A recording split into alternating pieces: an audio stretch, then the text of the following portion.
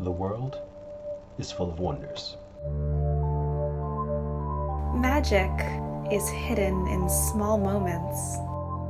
And monsters could be hiding just out of sight.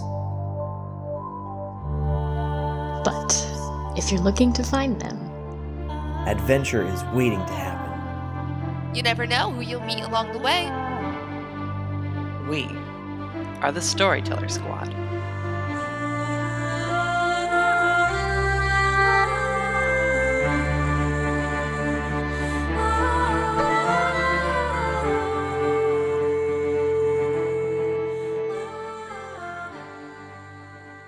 Hello, adventurers. Welcome back to the Storyteller Squad. Thank you for joining us for our Monster of the Week campaign. Let's introduce our beloved heroes. Your weird friend and mine, she speaks to the trees, Felicity Starnbrook. Hello. He's mystery buff, a real nerdy athlete, Hugo Rashad. That's a fact. Finger guns, messy buns, and a splash of disaster queer, it's Raven Eugenia. She's sorority strong, but weak to pretty faces, crushing it 24/7 because thetas don't quit, Bethany Miller. Nice to see you. Like it, love it, he's gotta have it, watch out, it's Damien Edgecrest. I want everything. Special agent and not so secret fashion guru, Agent Lonnie Whittaker. Hello. And finally, fiercely wholesome, literal angel, Aiden Brightwood. Woo. Wow, I loved that.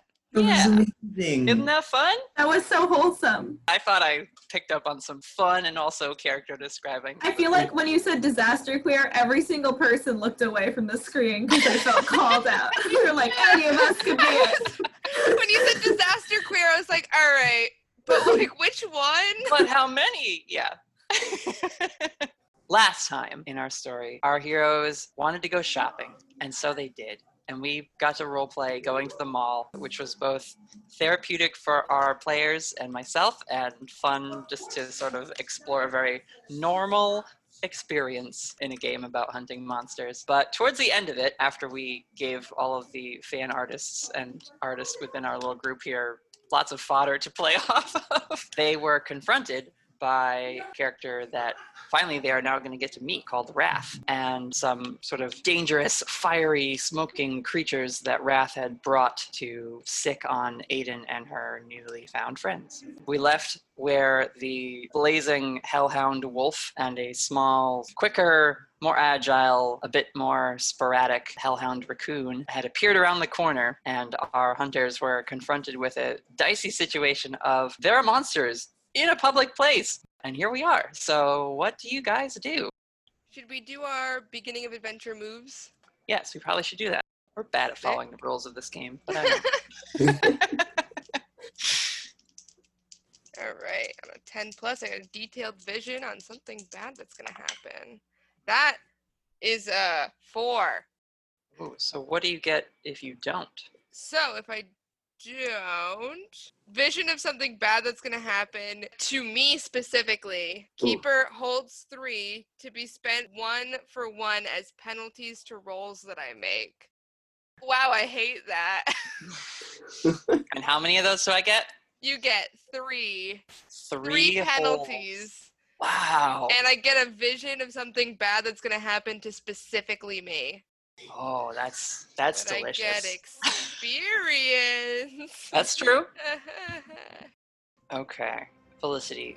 The vision you get happens pretty much simultaneously with the hellhound showing up. You remember Aiden had grabbed your hand as sort of a like, we have to get out of here, and was panicking and kind of squeezing your hand a little hard. And as you're like thinking about that, your eyes flash and you get one of your visions, and you are running through the mall. You've been separated by the monster attack, and basically none of your friends are with you, and you are eventually cornered by this creature. For some reason it's going after you, and you flash back to the moment, and you know that this encounter is not going to go well for you.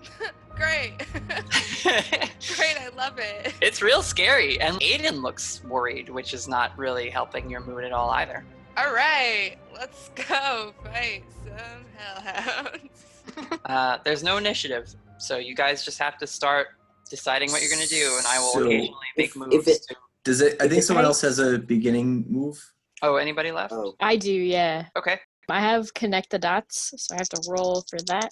So I got an 8, so I get to hold one question. I think I'm going to wait on those, or on that question, because I don't really know which one to pick right now. But I also get part of one of the things from my leveling up. Whenever I see a new type of creature, I may immediately ask and investigate a mystery question. I don't have to roll for it. It's just every time I see a new one. So I am going to ask, what can it do? It can and has already done this, started to cause fires within the area of the mall. As it approached and came around the corner and howled, the hallway it was in is filled with smoke. And oddly enough, it hasn't set off any alarms yet. That wing of the mall hasn't had its like batteries replaced or whatever, or the smoke is sort of a recent thing as it has appeared here rather suddenly. And so from that, and also the like I had described before, this hellhound is in the form of a wolf, slightly enlarged, and in bits of its body you can see flame just sort of licking from the inside out, as if its entire interior has this roaring flame within it that is just licking and creeping out of it, the way flame tends to lick around logs in a campfire. And like its footsteps leave melted linoleum tile wherever it goes. It's very hot. You can feel the heat coming off of this thing already. Okay, awesome. Can I see who of not this group of people is around and might be in danger? I think that's read a bad situation. Yes, it would be. What's the modifier for read a bad situation? Plus sharp. Which you just increased, so hooray. Whittaker's gonna pull the nearest fire alarm. Oh, Damien's charging in. All right, we'll take the turns. Let Bethany take her move. I got an 8 on reading a bad situation. So what's the best way to protect the victims? The best way to protect the victims would be to get them to leave. You know from your last monster hunt experience that the more people there are in a space, the more targets there are. And the fewer people that are around, the more you and the people who are sort of equipped to handle these sorts of situations are able to just act and not worry about trying to conceal the fight, trying to, protect inexperienced people and people who are too scared to act and that sort of thing. Before anyone else goes, can I also just ask, who is around right now? Like who is close to the scene? You guys had finished up visiting Miscellany, which is that book and coffee shop thrift store, and the other group had just come out of the Fancy Sir, which was the suit and accessories shop, and you had sort of met just at one of the little central bench areas where they have the plants growing and things from the skylight down through the mall ceiling. So there are other shoppers around, and I would say you guys are right outside like Basket and Cask, honestly. That's sort of the midway point between the bookstore and the suit store. Yeah. So just sort of in that central main area of this wing of the mall. And at least maybe right before Agent Whittaker pulls the fire alarm, the other people in the mall haven't noticed that there's a monster. They're not like looking down the small hallway out where it came from. Although probably some of them have heard the big howl that it made and are now like wondering like, what the heck was that? Rainforest Cafe. Don't worry about it. Yeah. It's a pine forest cafe. We can't. It's like Rainforest Cafe, but it's all like Appalachian and Rocky Mountain themes. Or Yetis and stuff. That sounds great. It sounds awesome. That's such like a cryptid friendly. It's only like Bigfoot animatronics. TM. Yeah. That has to be canon now. There has Rocky to be Mountain a Cafe. Yeah, we'll have to make that a real restaurant. It's in the mall. That's all I want to do right now because I don't want to co-opt Lonnie's very good decision he is about to make. Okay. Yes. Sorry, I kind of interjected. No, that's a smart move to make. So I think that would be act under pressure, Lonnie. Yep, yeah, and then like get it pulled quickly. Can he successfully pull a fire alarm? Is he strong enough? It's more like he has to find it because he's not a regular at the mall. Lucky for you all, Lonnie is very cool. Okay, not that cool. It's a 7. Success. Just into success territory. So I give you a worse outcome, hard choice, or price to pay. You locate the fire alarm. It is very close to the monster and further from the door that will lead you to your car where maybe your weapons are. Oh yeah. It will also separate you from the group as well. Because right now you guys are kind of all huddled together. You had just reconvened, and if you rush off, you're gonna be separated from everyone else. And if you pull a fire alarm, you might be separated in like a rush of panicked bystanders. Can I locate any smoke detectors? I would say with your roll of a 7, that you're only able to really like quickly glance around and find the little red box on the wall. Yeah, Like that'd be easier to find. and I've never been in a mall and thought, what do the smoke detectors in a mall look like? You know, I would picture them kind of the same as just like a weird doodad on the a little ceiling. nozzle or But something. yeah, definitely harder to find than very red fires, the alarms. Yeah. Yeah. Okay. So you can go pull it, but I'm just gonna let you know that you'll be separated from the group. And in danger. And in danger, probably, yeah. But I mean, that kind of plays into the situation we know we all have to eventually end upon, which is Felicity being alone. Yeah. Ooh. Dun dun dun.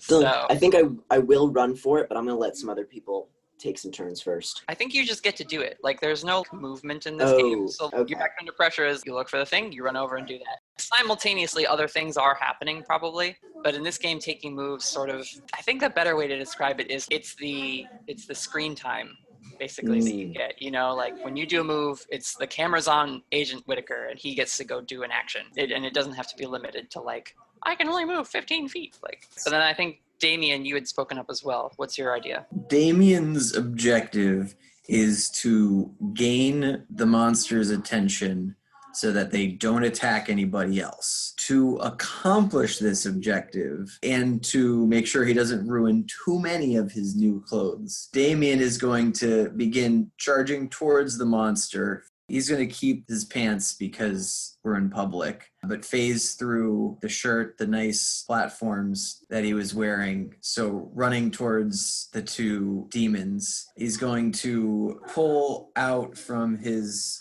briefcase a jar of barbecue sauce, which he's going to begin to lather himself with to try to really get the attention of these beasts. And he is going to use magic to make himself smell like a variety of meat on fire that is being cooked. Well, you've certainly caught my attention. Yeah, that's a wild tactic, but I'm here for it. I guess roll to try to make some magic happen. This culinary magic you're attempting to have. He starts mumbling in a language no one understands. Yeah. But he's very enthusiastic about it. It sounds probably like the sloshing of water. It's like waves crashing almost come from your voice. What'd you roll? 7 on the dice plus 3 for weird is a total of 10. Magic works without issue. Choose your effect. So my effect is I'm going to do one thing that is beyond human limitations, and that is to change my scent to be that of make a yourself person on fire. A smorgasbord. I'm going to, well, I guess like burning person would probably smell good to creatures who turn things on fire, and getting the scent of someone who's on fire isn't too wild of a quest. It's not like I'd like to smell like bacon over a campfire. Mm-hmm. It's like I just want to be like a crispy person. I think Damien's just going to crispy himself. Beyond the human limitations is a fine one, but I'm going to sort of edit it to be like, you do something beyond the normal means of getting a hellhound to act the way you want it to, because, and you would know this, Damien, hellhounds are one of Wrath's favorite tools. She loves sending those things to just cause messes, because it usually makes people mad when they have to clean up messes, and she just is like, oh yeah, delicious. They're really creatures of wanton destruction. They are just out there to just ruin as much as they can until they're stopped or ended somehow. And you have magically made yourself a focal point to sort of draw all of that ire onto you, as opposed to letting it chaotically just spread and hit other places with collateral damage. I will give the monsters a -1 forward if they do anything other than go after you. He coats himself in barbecue sauce. Yeah, you just sort of do that, like, crack it, dump it over your head, and it just, like, runs down. So this is quickly becoming one of Hugo's worst nightmares. He's going to try to see if there's any security cameras around. No. Okay. The Summers Crest Mall is only just now becoming a somewhat fancy mall. They've installed security in the parking lot to make sure that cars aren't broken into. They haven't gotten around to putting cameras in the mall proper. Maybe some of the fancier stores have cameras, but they're private and they face inward towards the shops. Perfect. Anything else you want to try doing? I'd Nope, say that's not just yet. like, that's probably just knowledge that Hugo has from living in a town, knowing the locations, being aware. The small hellhound is gonna rush past the larger one, Damien, and it is gonna attempt to like climb you, essentially.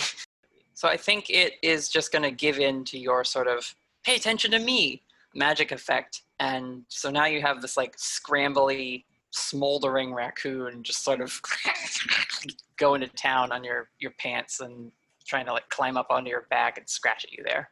Meanwhile, the wolf doesn't seem to be in a rush. It's just emanating these like waves of heat, and occasionally a little like flare of fire will shoot out from its rib cage. And it seems to have its eyes trained on Aiden and Felicity. I would like to do something. Okay. Felicity is seriously spooked, so I would like to use magic to stop the monster, like I had done before. I got a good one. So that's 11 plus 2, so 13. And then I also have Hex. So when you cast this spell, as well as the normal effects, you can pick the following. And I'm going to pick the target immediately suffers 2 harm. Ignore armor. That's fun and impressive. Felicity does not want to die. And I believe it just works without issues, so you don't even get any sort of glitches on that. Describe your magic. What does it look like when Felicity does this? It's going to be targeting the hound, like the wolf. I want her to just reach her hand out and focus really hard, and then the flames on the wolf slow down a little bit till it just stops. And the fire stops coming off of it, and it's just frozen there in space. You wrestle your hand free from Aiden's, actually. Throw your hands up. I got this. The wolf, as it's sort of stalking towards you ominously, it lifts its front paw up and doesn't put it down. And the flames, like you say, sort of slow, and they shrink a little bit because they can't burn if they're frozen in time. And Aiden sees you do this, and your hair actually starts to lift up a little bit. Your eyes have that crackling energy that happens when you have your visions. And she's just wide-eyed, like, she's so, because yesterday you were telling her, or not even yesterday, like the morning, it's still the morning of the same day when you did magic on your swing. Like, this is what, the 3rd time you've done magic ever, and you've stopped a hellhound right in its tracks? Yeah, and caused it to harm. So, yeah, I think it's like shuddering. It's fighting against this magic that you've done to it, and that's causing its like blackened body to sort of crack and splinter in certain spots as it tries to like just force its way forward and get through this temporal prison you've trapped it in. Sick. But that's very cool. So now it's stuck there for a little bit. Mm-hmm. Has Agent Whittaker pulled the alarm yet, or are we saying he's on his way to do that? No, that was his thing. The first like shot we get of Agent Whittaker is him quickly glancing around and rushing over to pull the alarm. And when he did that, the shops all started to have lights go on in them. There's a ringing alarm now. You hear people who are not quite panicked yet because they haven't seen the smoke coming out. They're just like, oh, maybe it's a fire drill. I guess we'll head towards the exit. You have like some shoppers who are like, it's a fire drill. Let's just finish checking out for now. Like, they're not taking it seriously yet. And they're obviously fighting with the retail workers who are like, that's a fire alarm. We gotta go. No, I can't take your credit card now, Mrs. Mulligan. Like, there's those sort of normal interactions. But people are starting to leave. Some of the shop workers come to the front of their shop and pull down a metal door as sort of a fire alarm protocol. Like, if you can, shut this so that the fire doesn't have a way to spread as easily. So some shops are closing. Somebody roll me a D8. All right, let me do that. I have my cute D8. That's a 6. A 6. Okay, yeah. So 6 of the shops are prepared and they're starting to close up. Which ones aren't?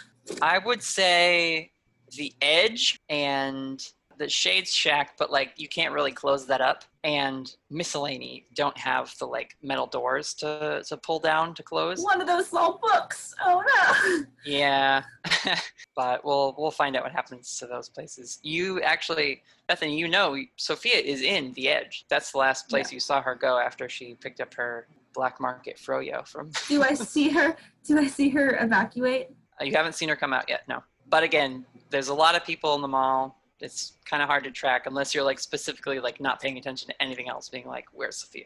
I break off and go to find her. I run to the Edge. I would say that's probably, it's act under pressure, I guess. Because now you're trying to get through a crowd of people as they move and you're sort of going against the grain. That's an 8. Okay. I like to think that I'm like doing that thing where I'm like, excuse me, I really need to get through. I'm trying to find someone. You're This being too could polite, be an emergency. yeah. And then I'm like, get the fuck out! So like shoving people aside, like hitting people with my furs, trying to get through. Like, please get me the fuck through. Your price to pay, it's going to take you a while. And you also now are separated from the group. Raven's gonna start to follow her, not at the same speed, but she's gonna start going towards the shops that still have people in them and just be like, hey, this isn't a drill, like, don't panic, but everyone needs to leave, and try and like shuffle them in the opposite direction from the hellhounds and stuff, and kind of like, don't look back, just go. And she's gonna start trying to like shuffle people out and wave them through. Why don't you roll to help out? Help out, okay. So that's an 8. You also expose yourself to trouble or danger. So by running around to the different shops and being like, you gotta go, you are actively not leaving yourself, which obviously puts you in more danger than the people that you're telling to leave. And splitting the party further. And I will say, because I can't give +1 to like bystanders, I will give you a hold that you can add to any next move or plan you make later on this session to keep this event under wraps, because you're keeping attention away from this little corner where the monster is and where Damien is now engaging with them. I think at this point, I'm going to make a keeper move. So there are those little central planters, and some of them have water features, and in the reflection of the water, Wrath's appearance is sort of on the surface of the water, just rippling, and Aiden looks over to that water as Wrath calls out. She now has seen Felicity do this magic and halt her monster, and so she says, "Oh, sister, I understand now." And Aiden, while she is worried about you, Felicity, because you're there facing down this monster, she is sort of almost compelled to go and speak to Wrath. And so she rushes over, almost like leaps into the fountain to like splash and disperse the reflection image of Wrath. And she says, "Call them off, Azazel. Your fight is with me." And that laughter rings through the air again. I'm going to have Aiden roll an act under pressure, which means I need to get dice. So think about what you're going to do. My favorite part about this is that while everyone's doing their thing, Damien is speaking in the language of his people. Oh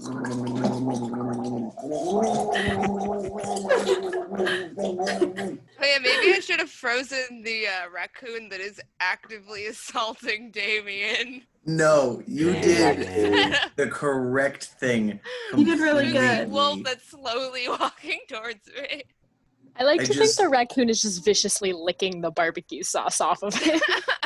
It might be evil, but it's still a raccoon deep down, and it's just like loving that he's covered in barbecue sauce. Yeah, I'm gonna be honest, evil can't penetrate the raccoon vibes. A raccoon is evil second, a scavenger first. Yes. Raccoon's gonna raccoon. It wants that BBQ. And Damien wasn't smart to be like, I'm going to spread it on my leg and like target this. He was like, no, people just dump stuff on themselves. That's how it's done. That's what they do in the cartoons, so it's probably real life. It's everywhere he's vulnerable, like his face. So Aiden rolled an 8. Aiden is now, she's distracted as Azazel's playing off the chaos that her creatures are causing and trying to sort of separate your divine friend from the group and keep her attention on Wrath and away from the monster where she's probably more needed. But Aiden has history with Wrath, so she's going to lean into that to try and chase her away, maybe get her to negotiate a truce or something. That's that for now. Who else has a move now to deal with these critters? As the Hellhound Wolf finally takes that second step and its flames start to build again. Are there any fire extinguishers around? Perhaps underneath the fire alarm.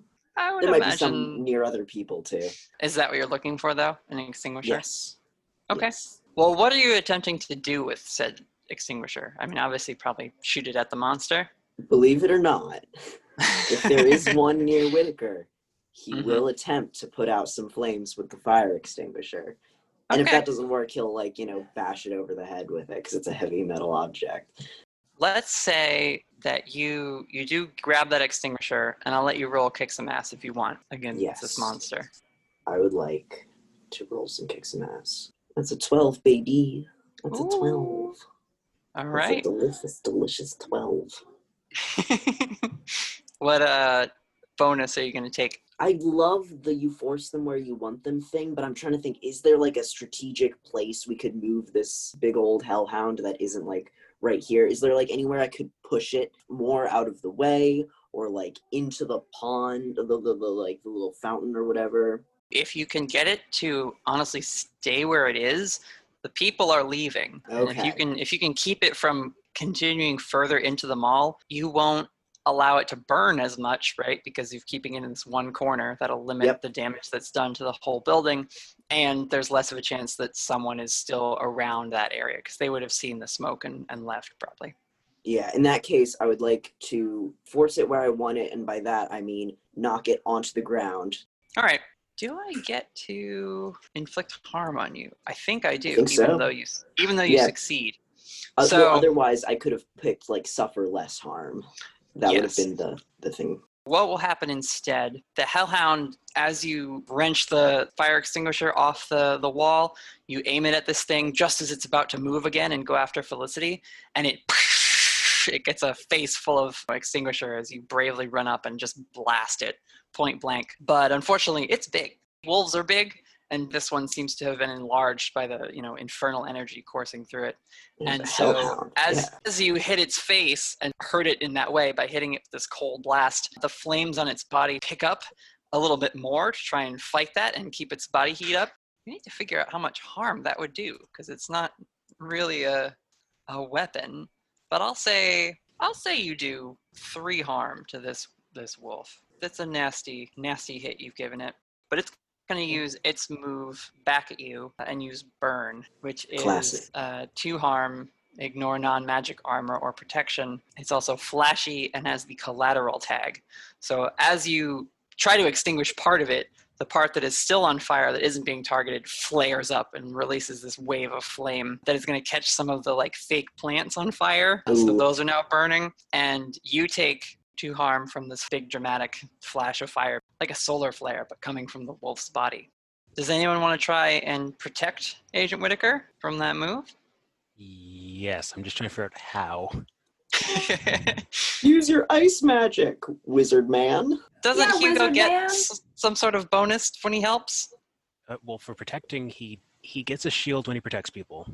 Mm-hmm. I'm just trying to figure out how he'd be able to protect from a distance, because of where he probably is positioned currently, unless he can just rush in and then stand in front of the flames, which doesn't seem very effective. Well, we could say that, as Agent Whittaker ran over to get the fire extinguisher, the 2 of you are the most experienced. I would think you're sort of almost instinctually acting as a team against this thing, trying to flank it or whatever. So as the fires spring out, you would be in close enough position to the monster to do something maybe to limit that attack or reduce its dangerousness. All right, I'll give it a shot. Didn't you get a spell too? I thought one of your level ups was a spell that allowed you to protect better. Yeah, that's the shield. It causes me to take 2 less harm. Okay. Roll plus tough. 10. And on a 10, choose an extra. Let's go with the inflict harm on the enemy. Interesting. All right.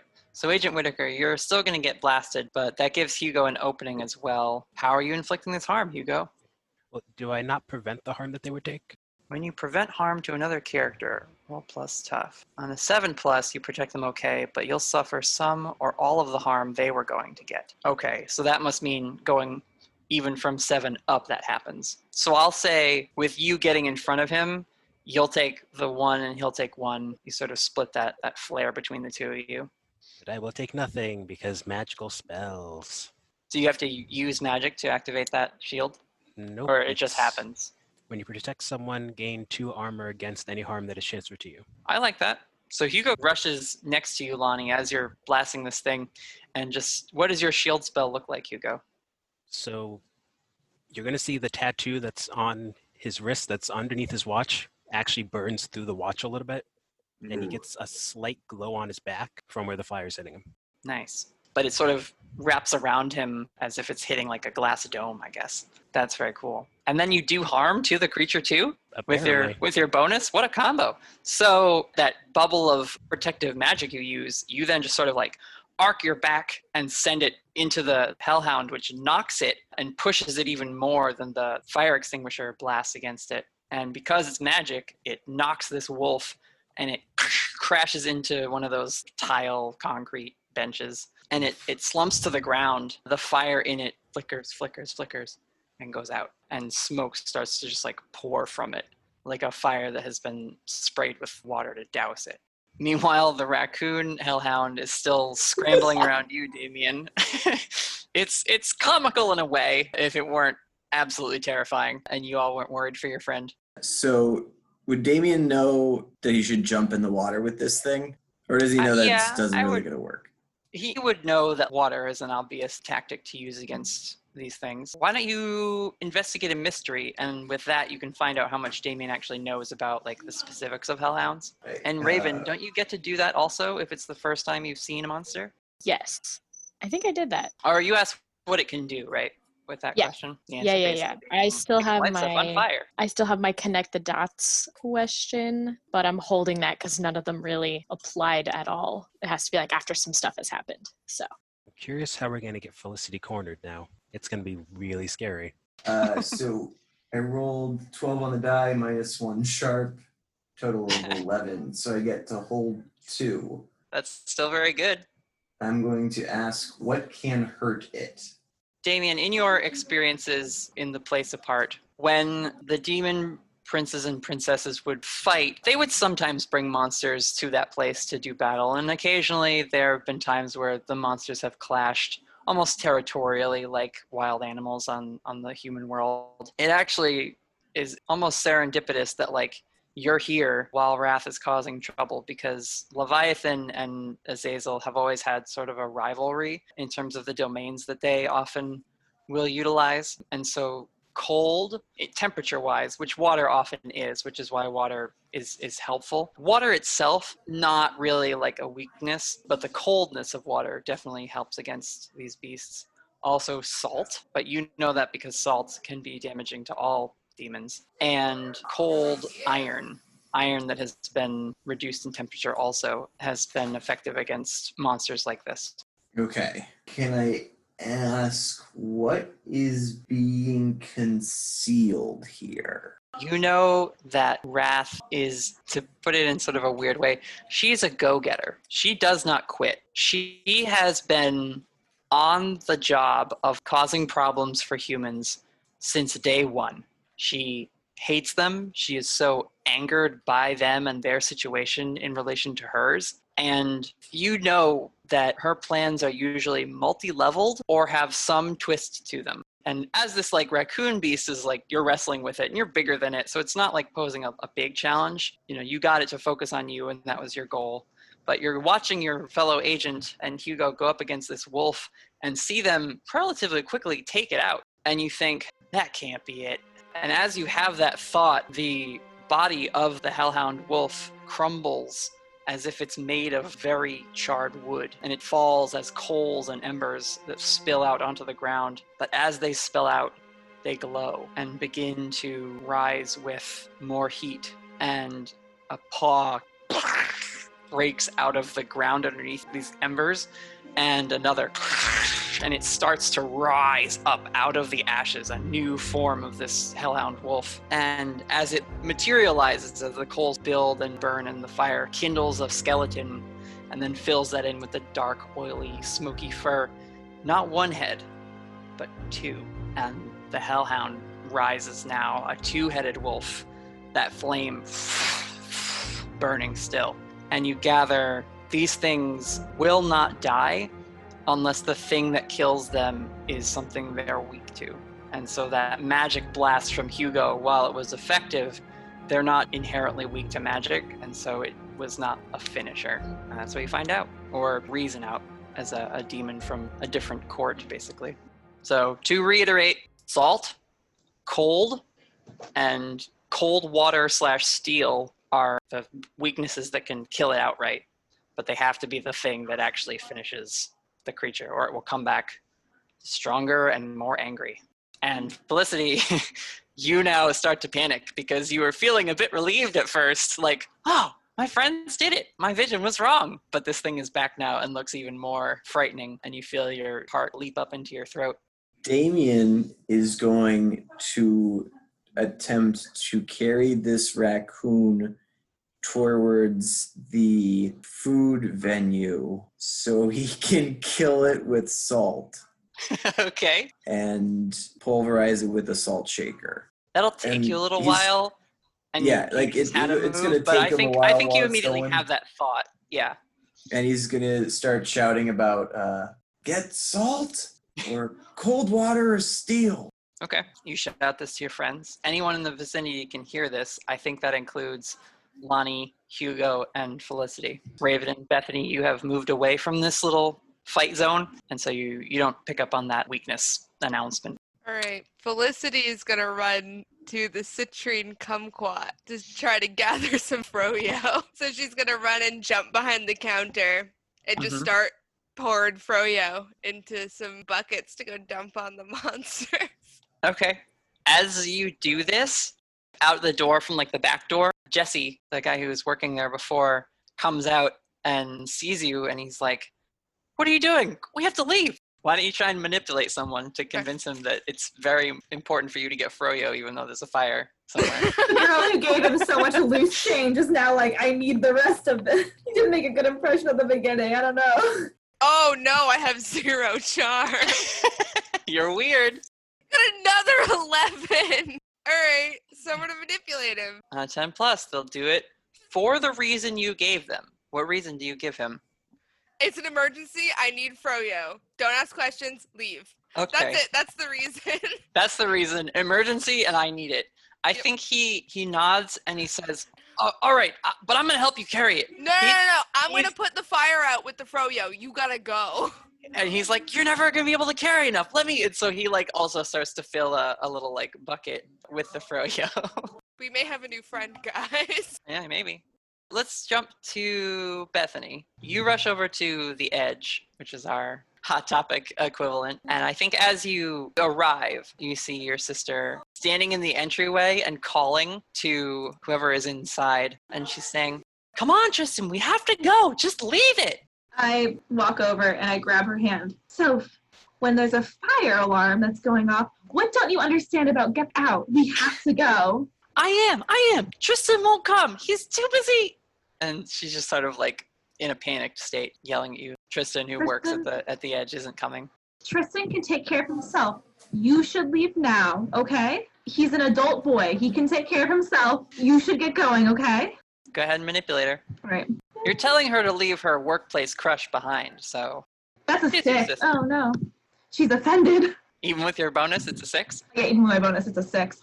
Well, on a fail, she's angry or offended. She says, "I thought you understood. You're always going on about the power of true love and everything. I need to get him out of there." And so she actually rushes back into the store instead of leaving.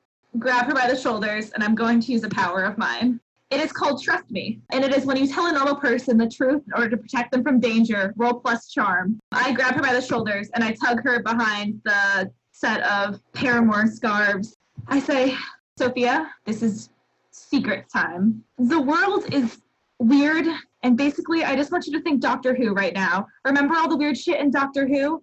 I'm going to tell you right now, that shit may or may not be real, and it may or may not be in the mall. And I am willing to explain this to you further, but you have to keep your mouth shut and get out. It's a boy. Boys are not that big a deal in the end. They're going to give up on you. They're going to leave you behind. Right now, your safety is much more important than some stupid boy who hasn't even paid attention to you this whole fucking time. If he liked you, he would have left with you. Also, monsters are real, and I will get in on that. Please leave them all." What's this? Whittaker and Hugo are crumbling to ashes? And that's an 8. And an 8 is, on a 7 to 9, they do it, but the keeper chooses one from, they either ask you a hard question first, they stall and dither a while, or they have a better idea. But I really want this to work, so I'm going to use my first luck point to get her out. Oh, interesting. Ooh, okay. nice. Yeah, I mean, it is your sister. That's where Bethany would waste luck. Like, that's where she would throw it. So she She nods, and not only are you appealing to her sense of fandom, because like people who are into like Doctor Who and like all that stuff, there's always that like voice in the back of their head for like, To be kind of real. want it to be real. That'd be so cool.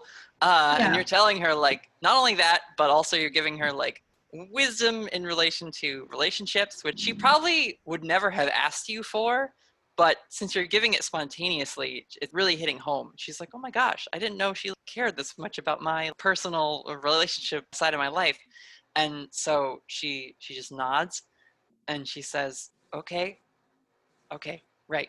You have to come too then. Let's go. I'll get the stupid boy. You head out. Mom's probably outside already. And when you say that, she's like, oh my God, Mom. All right, yeah, be safe.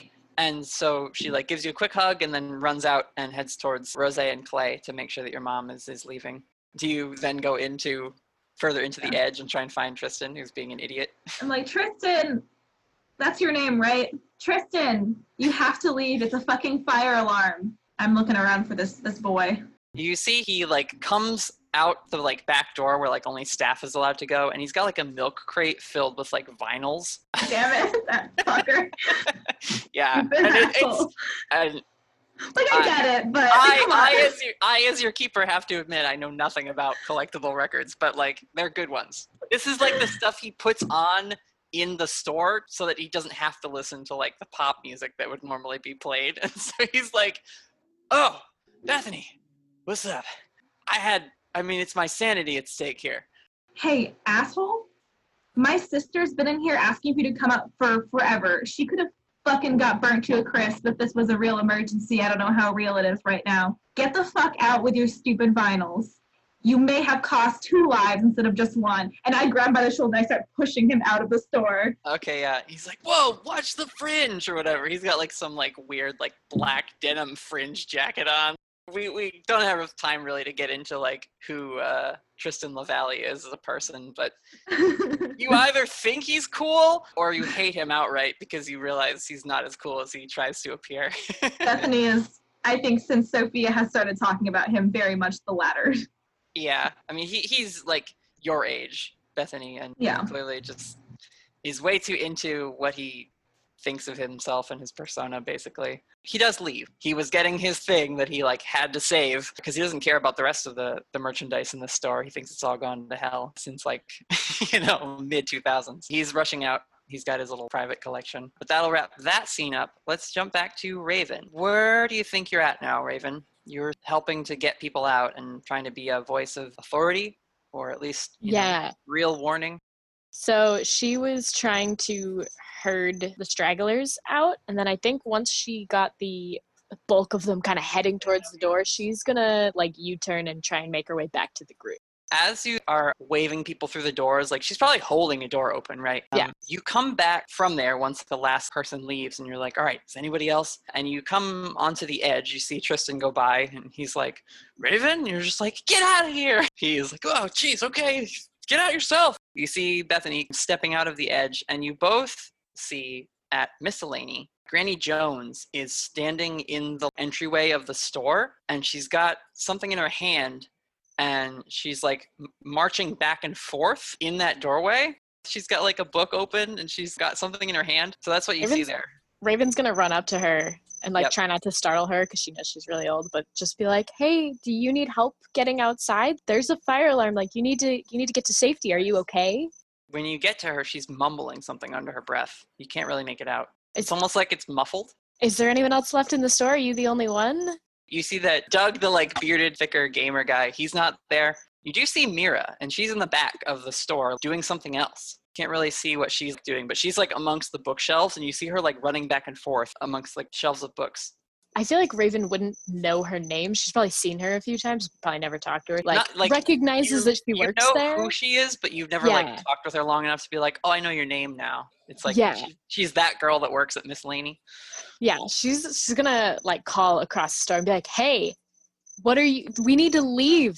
Come on, let's go. What are you doing? You need to help me get everyone out. Mira doesn't react to what you're saying. And Granny Jones pauses for a second and looks up at you. She kind of waves you away, like, get out of here, and keeps going back to doing her pacing. She's got this white powder in her hand, and she's letting it fall between her fingers as she's pacing back and forth. There's like a trail of it now in the doorway. Cocaine. This will protect us. She's about to do a line off the floor. Yeah, the biggest Oh my line goodness. anyone has ever done. Oh my goodness, I don't know what to do. Why don't you investigate a mystery? This Okay. is very confusing for you. Yes, this is. Me and Raven, we're very confused. Okay, that's a 10. Okay. What is being concealed here? Raven, you finally get fed up and you're like, I gotta get this old lady out of here. So you reach to just like grab her and like move her physically away from the store. Your hand hits this barrier that you can't see, and you like go again. It's like ding, ding, ding. It's like glass, and you can't reach through it. Oh boy. When you pound on it, you see this like light, almost pearlescent shimmer just sort of across the whole front surface of Miscellany. Oh, across the whole like store? Like the whole front of the store, yeah, has this shimmery field that just sort of ripples across it in a wave. So is Raven... You're right outside the storefront. Okay. And you know, there's the 2 windows and then like a little indent to be where the door would open up. And that whole front. That's where Granny Jones has been pacing back and forth and dropping And what she's on is the either inside of salt that. or sugar. Yeah, she's inside of it. You know what? I think Raven's she's gonna try and get back to the group. She's like, I have no idea what's happening here, but they appear to be protected somehow. Like, we're gonna file this away and we're gonna process this later. But You still have another question. how about what can it do? I don't know if that's super applicable. It could kinda also works. kind of thinking about what's going on in front of her, but also still thinking about her friends and the monsters. And I imagine if Agent Whittaker got hurt, you know, there's like yelling and scuffling, like she is aware that she needs to get back to them. So either the creatures or Granny Jones, maybe. Mm-hmm. Yeah. You see Granny Jones, and whatever she's sprinkling is creating this barrier, but also you hear a second howl and then a third howl, and you look, and that's when you see that whatever happened to that first wolf, it now has 2 heads. And you see Hugo and Agent Whittaker backing up from it. And you can hear Damien like yelling something as he runs over to Citrine Kumquat with this raccoon that's just sort of gnawing on his back. And Damien, take a harm. I feel like at this point you've at least taken 1 harm from Demon Raccoon. Hellfire, Trash Panda. So you know that whatever Granny Jones has, it must be intended to protect or somehow forbid entry into Miscellany with the substance she's got. And as you're standing there thinking, she reaches out past the field as if it's not there. It's just not even that you see her like pass through it. It's just she moves her hand out easily and takes your hands. She looks at you and she says, "You seek the truth. Go and find it." And with one hand, she makes you cup your hand and just starts dumping the leftover granules of what she was holding and sprinkling into your hand. And she just closes her book and turns back, and you see Mira skip through the bookshelves, like up to Granny Jones, and just kind of like lean over, and like they're talking. You can't hear them. It's like there's a barrier for sound once she's back inside the shop. And Mira grins and looks at you and is like, big thumbs up. Raven's gonna give like a cautious thumbs up back at her and then kind of like cup the stuff really tightly and start sprinting back towards the group. Bethany, are you gonna run with Raven to this? You're kind of there. You see this interaction happen, and you're also a little bit baffled, but you're catching the tail end of it as you leave the edge and come up to Raven. I look at the granny, I'm like, do you have any more? If Bethany's right there while all this happens, she's Raven right would there. definitely look at her and be like, come on, let's go, before running off. He wouldn't just take off without her. Right. There'd be some kind of exchange. Yeah, acknowledgement. I see Raven's nod, and I look at Granny. I'm like, do you have any more? Or She's already inside the shop, so like she's out of vocal range, it seems. before I go, because I was just researching so much of this for a good portion of my time, I kneel down and I very fast take a little finger of it and I give it a smell. I do the classic waft technique that researchers are taught, and then I take a taste only after if there's no scent to it. Okay, there isn't really a scent, but when you lick it, it's salt. I don't mess up the line that she's made. I I nod and You kind of lick your finger first, put it in the white line, and then like lick it again. I just don't want to disrupt their line because you gotta make that line tight. So I sprint after Raven. Yeah, so together you guys go, and Raven, you're just sort of cupping this handful of salt that you were given from Granny Jones. She is hanging on for dear life, making sure that none of it shakes out as she's running. She's so scared about losing it. It's clearly very important, very powerful. Anyone else have a move? Have I gotten a bucket of froyo yet? Yeah, we can say that you and Jesse have filled, like, when you, like, say, I want to put the fire out with the froyo, he, like, rushes into the back and gets a mop bucket, basically, and, like, fills that with some water, but, like, has it dunked under. So you basically have not pure froyo, but very cold, slushy, soft, wet froyo in a bucket. Is he coming with me? He is saying he wants to, like, help you carry it, because it's heavy, like... Okay. A lot of liquid in a bucket is pretty heavy. So I'm going to say, all right, don't freak out. The fire is a dog. We have to go. Don't freak out. The fire is a dog. Whittaker and Hugo are having aneurysms. Yeah, Whittaker and Hugo, who you swore not to tell anyone about the secrets of the world to. The reason Hugo and Whittaker haven't taken any actions in the past half an hour is because they are now dust. If he's gonna come with me and help me, I don't want him to freeze when we get there and be like, the fire's a dog. I mean... No, Whittaker's gonna have some words for you. You could attempt to convince him not to come. It would be tough. Nah. I'll have him come. Felicity needs all the help that she can get carrying this bucket. She's not the strongest. Act under pressure. Okay. So yeah, Jesse, the fire's a dog. I got a 6. It's actually a 5. Huh? I'm using one of my hold penalties against you on No! this roll. No matter what. Sorry. I gotta follow the rules. So wait, does that give me experience? Yeah, you fail the roll. Okay. And so you're telling him, like, as you're lifting this bucket, like, over and through the door.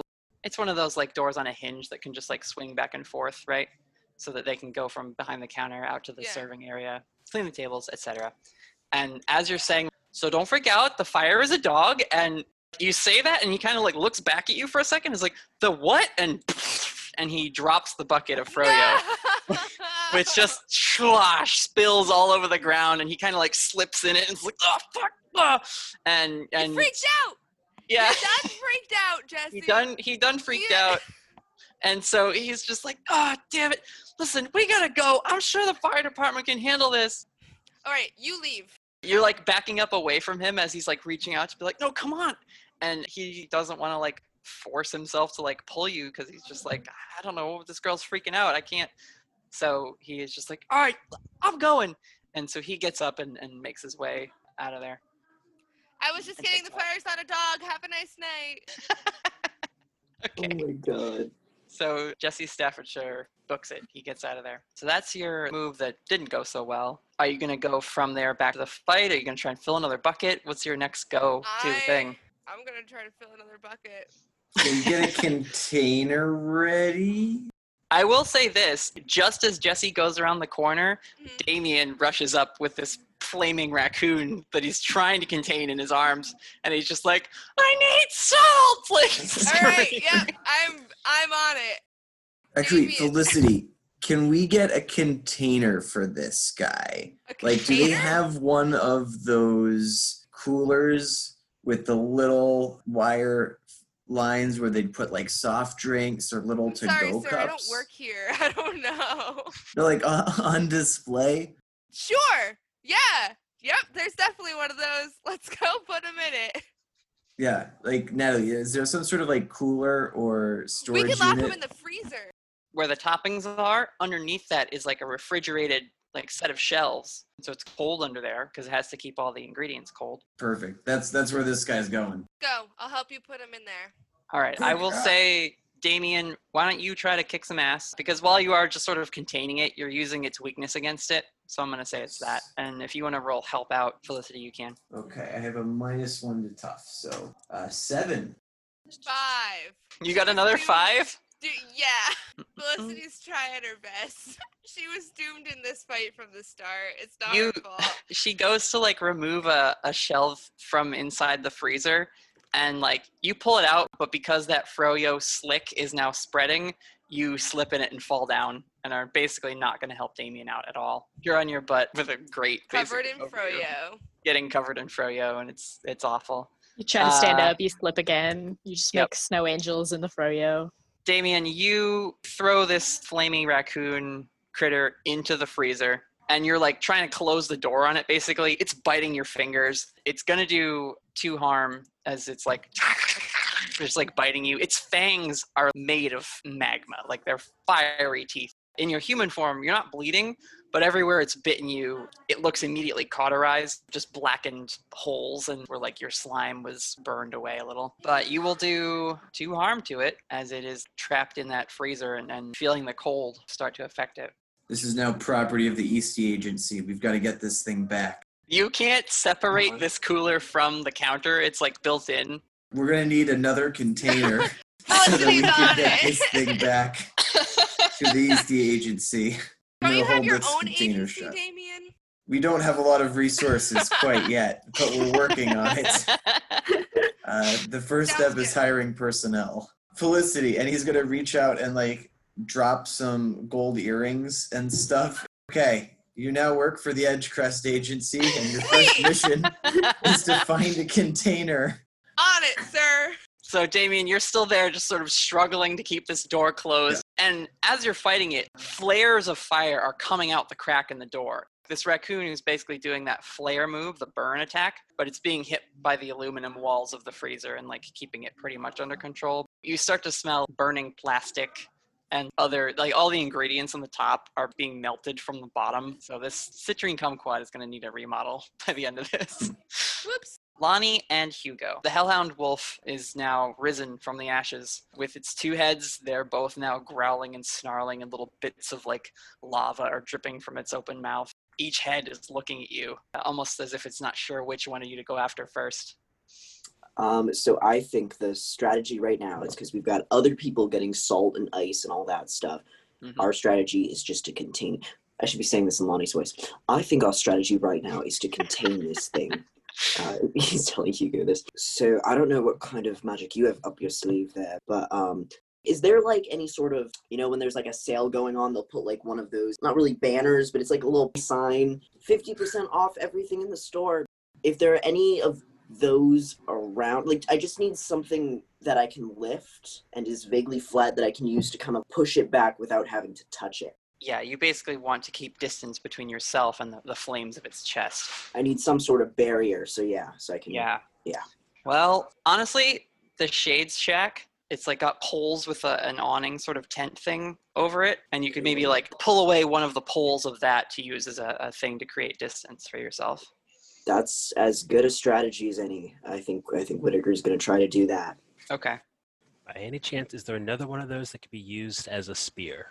I mean, there's 4 of them holding up this awning, so you guys kind of could look at each other and be like, huh? Yeah? Okay, and like team it up. I specifically want a spear because it's an old-fashioned weapon. Oh, it's good stuff.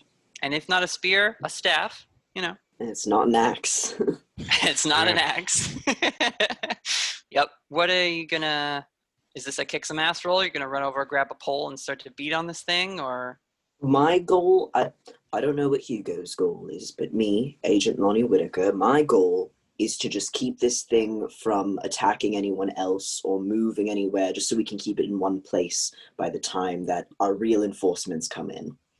Agreed. Because otherwise it's going to start running around and catching fire to more things, I would think, I would imagine. Yeah, so you're still on containment. I'll say, because you're not actively trying to damage it, since you have heard Damien say the things that can damage it, we'll say this is act under pressure. All right. That's a 10. Very nice. Okay. That plus 3. Ooh, it's nice. So, do what you set out to do. And this is also like, if there is anyone in the mall still, this would be like a way to get this out of their line of sight. Yeah, and like you also, because it's the 2 of you doing this, did you roll Hugo or not yet? Should I roll to help out in this case? Or should I roll to act under pressure? Your help grants them +1 to their roll, or your help grants them +1 if you expose yourself. Let's make this a joint move, and I'll let you like use your act under pressure roll to like play off of what Whittaker achieves with this. But basically you're working in tandem. So you guys pull the awning off of Shade Check, and between the two you run at it with the banner still in between the two poles. So not only is it a visual barrier, but you're now like blocking this thing's sight by kind of going to either side of the creature. Okay, and I got a 9, so that should help. That helps a little bit. Yeah, you get a hard choice or a price to pay. So yeah, the two of you, you're using these poles to block against the snapping jaws of this hellhound as it reaches out for you, but you're keeping its line of sight on the two of you because it can't just look through the banner. Hugo, with your 9, I think it's going to, you see it getting frustrated, and if you keep doing this, it's going to use its burn move again to try and clear the area of obstacles, those being the two of you. So I will say that you get a bit of a heads up that like a burn attack is coming, and you're going to have to find cover if you don't want to just take the hit. If you take the hit and absorb that burn, I'll say that you succeed in keeping this thing in the spot you want it. He has set out on his path. He's going to keep going. Okay. I'm not technically supposed to let a monster damage you guys unless you kick some ass first. So... Ha! Get fucked, Hellhound. We're untouchable. I guess we will cut away as you both see the Hellhound's eyes glowing and the flames on its back rising and building up for this big blowout move it's going to try on the next chance it gets. Bethany and Raven, you guys are rushing up. You see Hugo and Lonnie are both fending off this Hellhound, trying to keep it in this corner of the mall. I will say that the plants that it set on fire the first time are now blazing, and there is actively a fire in the mall, not just a creature on fire. There are fires that are going to spread if something isn't done and the fire department doesn't come soon to deal with the problem. Raven will run up to Agent Whittaker and Hugo and just be like, I have magic salt from an old lady. Is that anything?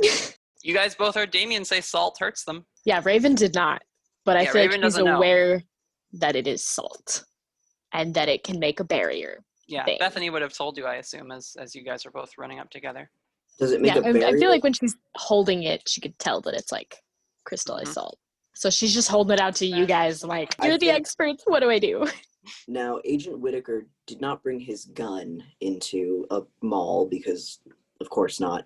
Yes. But he does keep a knife on him, and I think that's reasonable. He's going to try taking the knife out with his free hand and just, without stabbing Raven, wipe it along the salt and then just chuck it into the Hellhound to see if that does anything. I'll tell you this, and you would know this, the salt is not going to stick to the knife. Like, it's not sticky. Oh, okay. You know what I mean? You have to lick the salt first. You would have to like lick the knife and then dip it in the salt. Like a margarita. And please warn Raven before you do that, because she's gonna be real freaked out.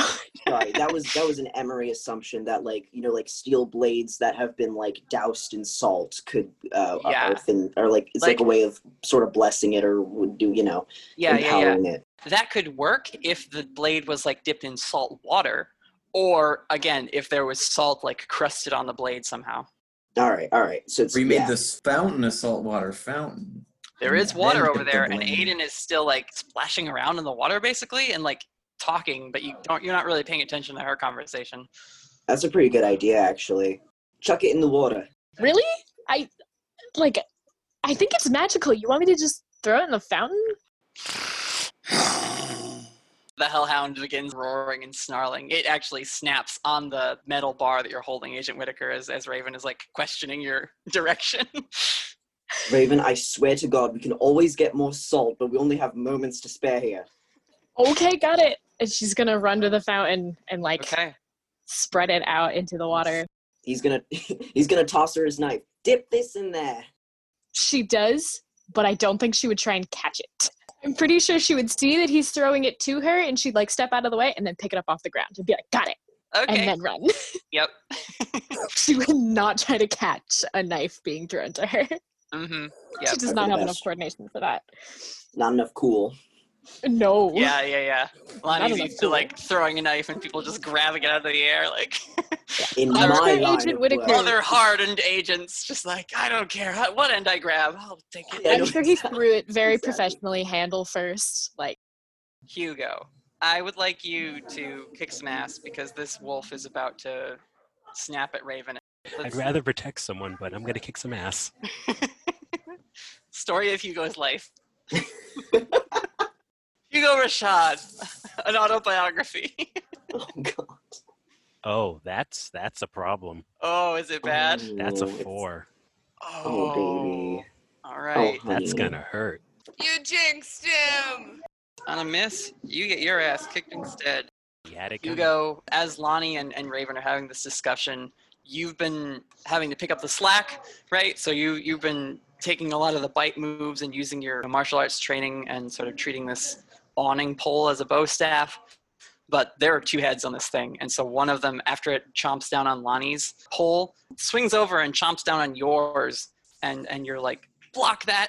You elbow hit the other head to keep it from biting your leg, and when you knock its head away, and that burn attack happens. It blasts you.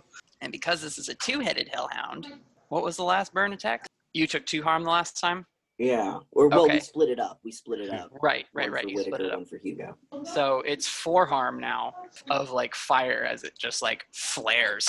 And most of its attention is on you. It's almost like a fire breath, honestly. A little less directed than that because it kind of just bursts from this thing's throat. Its jaw kind of just hangs loosely as the fire gouts towards you. If you want to use any shields or anything like that, you can, but That's only when I protect people. only when you protect. Okay. Mhm. So, Hugo, you get torched. And he is definitely unstable right now. Mm-hmm. Oof. All right. So, I will say, well, yeah, because you don't inflict harm because that was a fail. Make sure you mark your experience. This is not what I meant when I said I wanted to go to Burning Man. Yeah, unfortunately, the clothes you have are now also kind of smoldering and burning and like, I don't know, what was Hugo wearing as like his base outfit to the mall? He was smart enough to wear cotton. Okay. That's good. It's not melting into your skin. That's good. But your arms are very scalded. And I'm going to say, because it was a fail, you drop the bar because that also heats up and holding it is going to cause you more trouble. Let's jump over to Felicity and Damien. That's You guys ancient have... Felicity now. Agent representative of the Edgecrest Agency. So Felicity, you and Damien have this little raccoon in the freezer. It's trying to get out. Doesn't like it in there. Yeah, we've got to get some sort of container for this thing. Some sort of like cooler with wheels or like a box. Felicity is gonna try to, she'll go look for a container. Something a little more stable than the freezer it is currently in. It's probably an act under pressure again. Okay. Or you know what? Just you go look for it. But I'm gonna use another penalty and say that you can't find anything. Shoot! I can't find anything! I mean, you don't know the ins and outs of a froyo place, right? You're just sort of scrambling and there's like styrofoam cups and cardboard things and like little taster test cups and things. It's just like, there's nothing useful here because it's meant sorry, to I don't work serve here. people ice cream, yeah. So, Damien, I'm gonna need you to fight this raccoon again. It's gonna try and get out unless you kick its butt some more. All right, let's roll God, to I kick could've- some ass. I have a -1, so it's not going to be as much fun. So instead of a 9, it's an 8. Can I at 7 least plus? use my life drain on it so I get a health back before it gets me for 2? Yeah, if you would like to. Its little burn move is gonna burn you for 2, but you're using your life drain and you have it in the cold, so it's gonna take that cold effect again, which I think will be 2, and then your life drain is 1. Yes. Okay, so it like bites your hand, and you just kind of wince and are like, dang it, you little mongrel, and sucks some of its energy out into you, which heals you a little bit, but sort of just cancels out the damage you were taking from its fiery fangs. And as it's gnawing on you and you're pulling on it, you finally manage to like wrench your hand away and just slam that freezer door closed. And you hear skitter, skitter, skitter, skitter, skitter, skitter, skitter, skitter, skitter, skitter, and then nothing. You kind of like peek inside and you just see a frozen, chilled pile of cinders, and it doesn't seem to be moving. Yeah, high five! Even though you did all of it. Yeah, she high fives you and you're like, ow, my hand, it just bit it.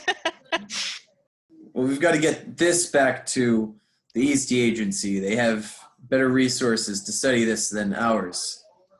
Do you just scoop the ashes Okay. into like a large froyo bucket? I have this styrofoam cup with a cover. This is all I found. I saw people walking around the mall with those styrofoam cups. That's absolutely what I want to carry these ashes in. I'm glad Perfect. it'll fit. Yeah. See, we didn't kill it.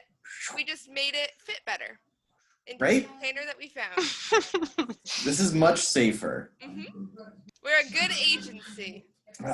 Yes. So you guys make a pretty good team. You get out from behind the counter, basically, of citrine kumquat. Where are you heading at that point? Are you going to run back to your group, or? Yeah. I'll say as you're leaving just like the immediate area of citrine kumquat, you see more smoke that is billowing from a different corridor than where the wolf was. You almost feel the ground shake a little bit. And you have just enough time to think to yourself, I thought the wolf came from that other corridor. And you glance and you see that, yeah, there is still that wolf fighting your friends. But what comes around this hallway looks like a mound at first, just a dark, black, smoking pile. But then the pile stands up onto its hind legs and stretches two big, thick paws, long claws on them out. It's a bear! It is a bear hellhound. On its shoulders is this wreathing collar of live flame. Its ribcage doesn't seem to have the same furnace appearance that the wolf did. With this bear hellhound, the fire is emitting from its fur. And as it lands back down on all fours, a lot of smoke is breathed out of its bare nostrils and mouth. A portion of its skull is exposed because that part of its face is burned away, and the charred black bone underneath appears like very, very charred wood. There are, again, the dim lights glowing in the eye sockets like small coals. And it looks over at you two and growls. Damien is going to hand you the styrofoam cup with the ashes of the raccoon hellhound and one of the burner phones that we purchased earlier. Agent Felicity, these are for you. I need you to get to Agent Whittaker. His phone number's in there. I'm going to distract this thing. I can help. Oh, hot damn. I can help. Yeah, you can, can't you? I can. I can do a lot of things. Actually, surprisingly, I'm useful. Okay, well, let's arm ourselves with some Froyo buckets and let's do this. Let's do it! I'm gonna take the burner phone and the styrofoam cup of raccoon ashes, and I'm just gonna put it in my purse. Okay. Just to hold on to them. We'll jump to that again in a minute.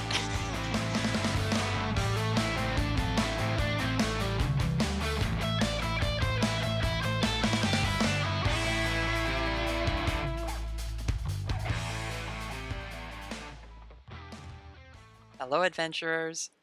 It's an exciting ad break this week because I didn't even have to record anything for it. I'm going to let our sponsor, Doomforge Designs, take it away.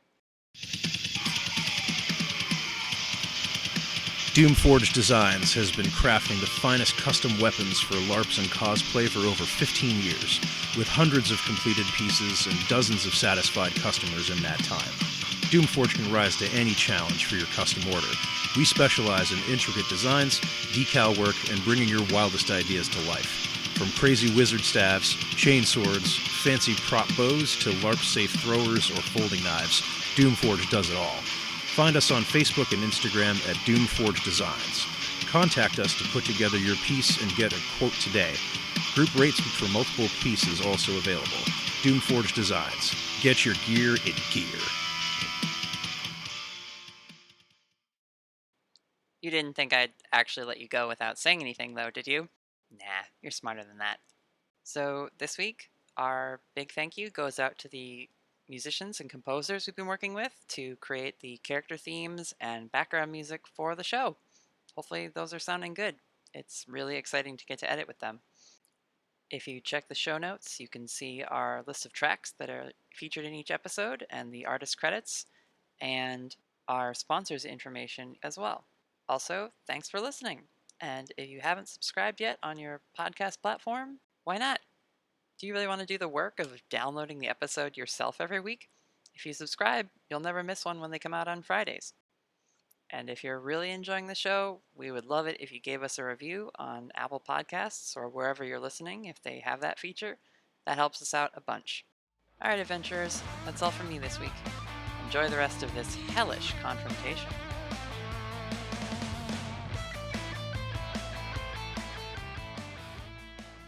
We cut to Aiden sloshing around in that fountain, and she is trying to like reach into the water and grasp at Wrath, who always seems to like slide out of the way, or like the reflection just kind of breaks apart and then reforms.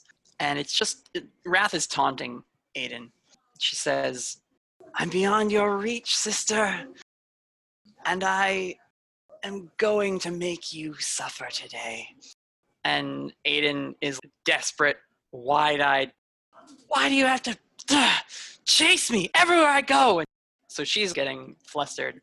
At one point, she reaches into the water, and Wrath actually puts their hand up to catch her fist, and Aiden's hand gets locked in the water at that point. And Wrath's, like, just her fingers reach out of the water and hold Aiden's fist there. And you can see the fingers are smoking as they do this. Aiden, where they're touching her hand, is also burning a little bit. She's like, "Ah!" And Wrath pulls her arm into the water. So now Aiden's face is right up against the reflecting surface of the water. And Wrath says, "You found her again, didn't you?" And Aiden is just like, "I'm not going to let you touch her." And Wrath says, "You can't even stop me from holding you." And Aiden goes to say something, but at that point, Raven, you rush over with your salt from Granny Jones and throw it in the water. And when you do, there's this flash of light blue as the salt hits the water, and Wrath screams. She's, "Ah!" And her form just kind of immediately burns up and disappears, and Aiden, she's pulled into the water and splashes and like comes up, like whips her hair back. And Azazel is gone. And she kind of looks back at you, Raven, and she has a look of absolute fear on her face. "Are you okay? What did you just do?" I don't know. Wait, no, I do know. That was salt? It was like magic salt? The old lady at Mistley gave it to me. Who the hell was that in the water? What just happened? Are you okay? As you ran over, you saw Aiden like struggling with this like intangible shadow in the water, and like heard some of the like, not any of the specifics really, but just like that laughter was very loud around the fountain and sort of pervasive.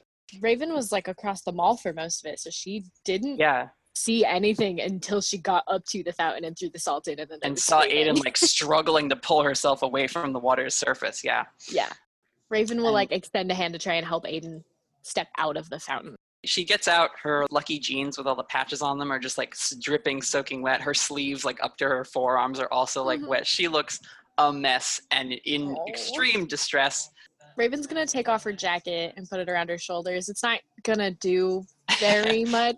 I think she stops you like before you can like take it full off, because she looks over your shoulder and sees that clearly Wrath played her, because now she sees Hugo like with his arms just like blistering really, really badly and like his smoke smoldering off his shirt, and runs past you. She is not acting like herself, because she's not like checking to make sure that you're like emotionally okay or anything. She's just in basically panic response mode. So she's gonna rush over to Hugo. I'm gonna have her take a move to try and heal you. If Raven turned and saw Hugo as well, like with his arms burned, Raven's gonna take her jacket off and like dip it in the fountain and run back over and try and throw it on him. Because if, you know, regardless if the salt will help him at all, at least she wants to like put out the smoldering clothes. Oh, Aiden. Oh, baby. Oh, no. All right. On a miss. Oh, no. Okay. She... Yeah. That's a fail. I'm marking no. I'm marking Aiden's first experience. It's all gonna be fine. Don't worry. He runs about over to you, Hugo, and when she has her hand like glowing with that golden divine aura, she goes to put it on you, but is so panicked and so like not on it.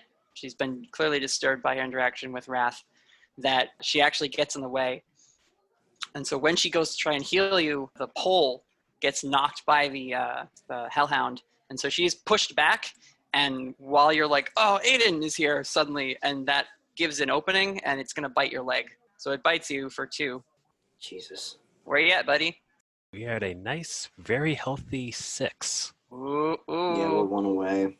Okay, Raven, you're running over with that water. With her jacket just like dipped completely in the fountain, she's gonna run over, hoping that Aiden will heal him a little bit first. But You see Aiden get knocked away by the hellhound's second head. so it's like grabbing onto Hugo's leg, or did it like bite and release? It bite him and released. Yeah. Okay. But that's not even the worst of it. The worst of it is the burn that he Yeah. took. Raven's gonna take her jacket and kind of throw it like on his front and try and get his arms, and then like hook under his arms and try and pull him back. Pull him like away? as far as we can. Yeah, just drag him backwards. Raven, I would like you to use magic. What? Oh goodness, okay. That is a 10 total. Oh, 10? yes. Love to see Magic works without issue. Normally you would choose the effect, but I am going to say you heal Hugo for 2 harm. He doesn't notice, I imagine. She She probably threw the doesn't. jacket down. She probably doesn't notice, but Hugo, you notice because your burn suddenly feels a lot better as Raven throws her soaking wet coat onto your burns. The cooling is nice for one, but also you feel less blisters, on your skin, and just being attuned to this sort of stuff, you can sense like some magic is being performed here.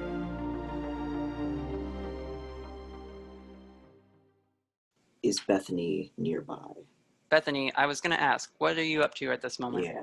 Aiden has just been knocked back by the hell beast. Raven is pulling Hugo away because he seems to be in dire peril. Agent Whittaker now is sort of left to defend against this wolf creature on his own. You kind of saw, as you're running, Raven kind of split off from you to go dump that water dump the salt in the water per Whittaker's instructions. Is there still salt in the water?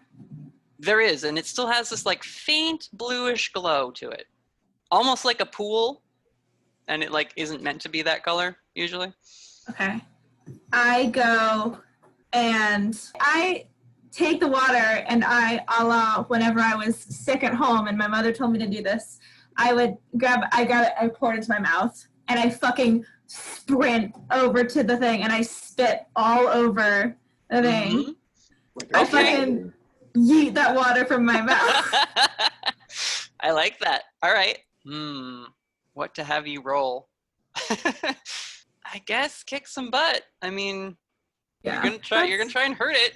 I am gonna give you a +1 because you're acting on all the information that like everyone else has been doing, and as a mundane to then put that all together and be like, oh, I have a strategy. That's kind of impressive. They just wrote Bethany used hydro pump. That's a 7. Plus the 1, so you get 8. Yeah, no, that's. I'm already putting the +1 in there. I have a 0 on tough. I'm not very tough. All right, but on a 7+, you and whatever you're fighting inflict harm. I'm gonna say Aiden is gonna try and protect you. Oh, you get experience for that, baby. Does she? Oh yeah. Yeah. Just for trying, right? It doesn't matter what she ends up. Whatever happens to protect someone to protect you, they mark experience. Alrighty. There we go, Aiden. So that's an 11. She's gonna get all impending danger focused on her. So she's gonna take all the harm you would have taken, but because of her defenses, the bite is reduced to nothing. On top of that, when it bites her, and as you like spit your Bethany Miller water gun. Get on Aiden. Well, Aiden would be so lucky. So yeah. Sorry. You spit it, and it sprays. It actively like turns into a mist as you spit it out, more so than just like normally spitting it would. And so it pelts the side of the hellhound, and it sort of spins and fizzles. So you will do 2 harm. That's what I've been saying. Any weakness attack has done to this thing before. And when it bites Aiden, it doesn't like sink into her at all.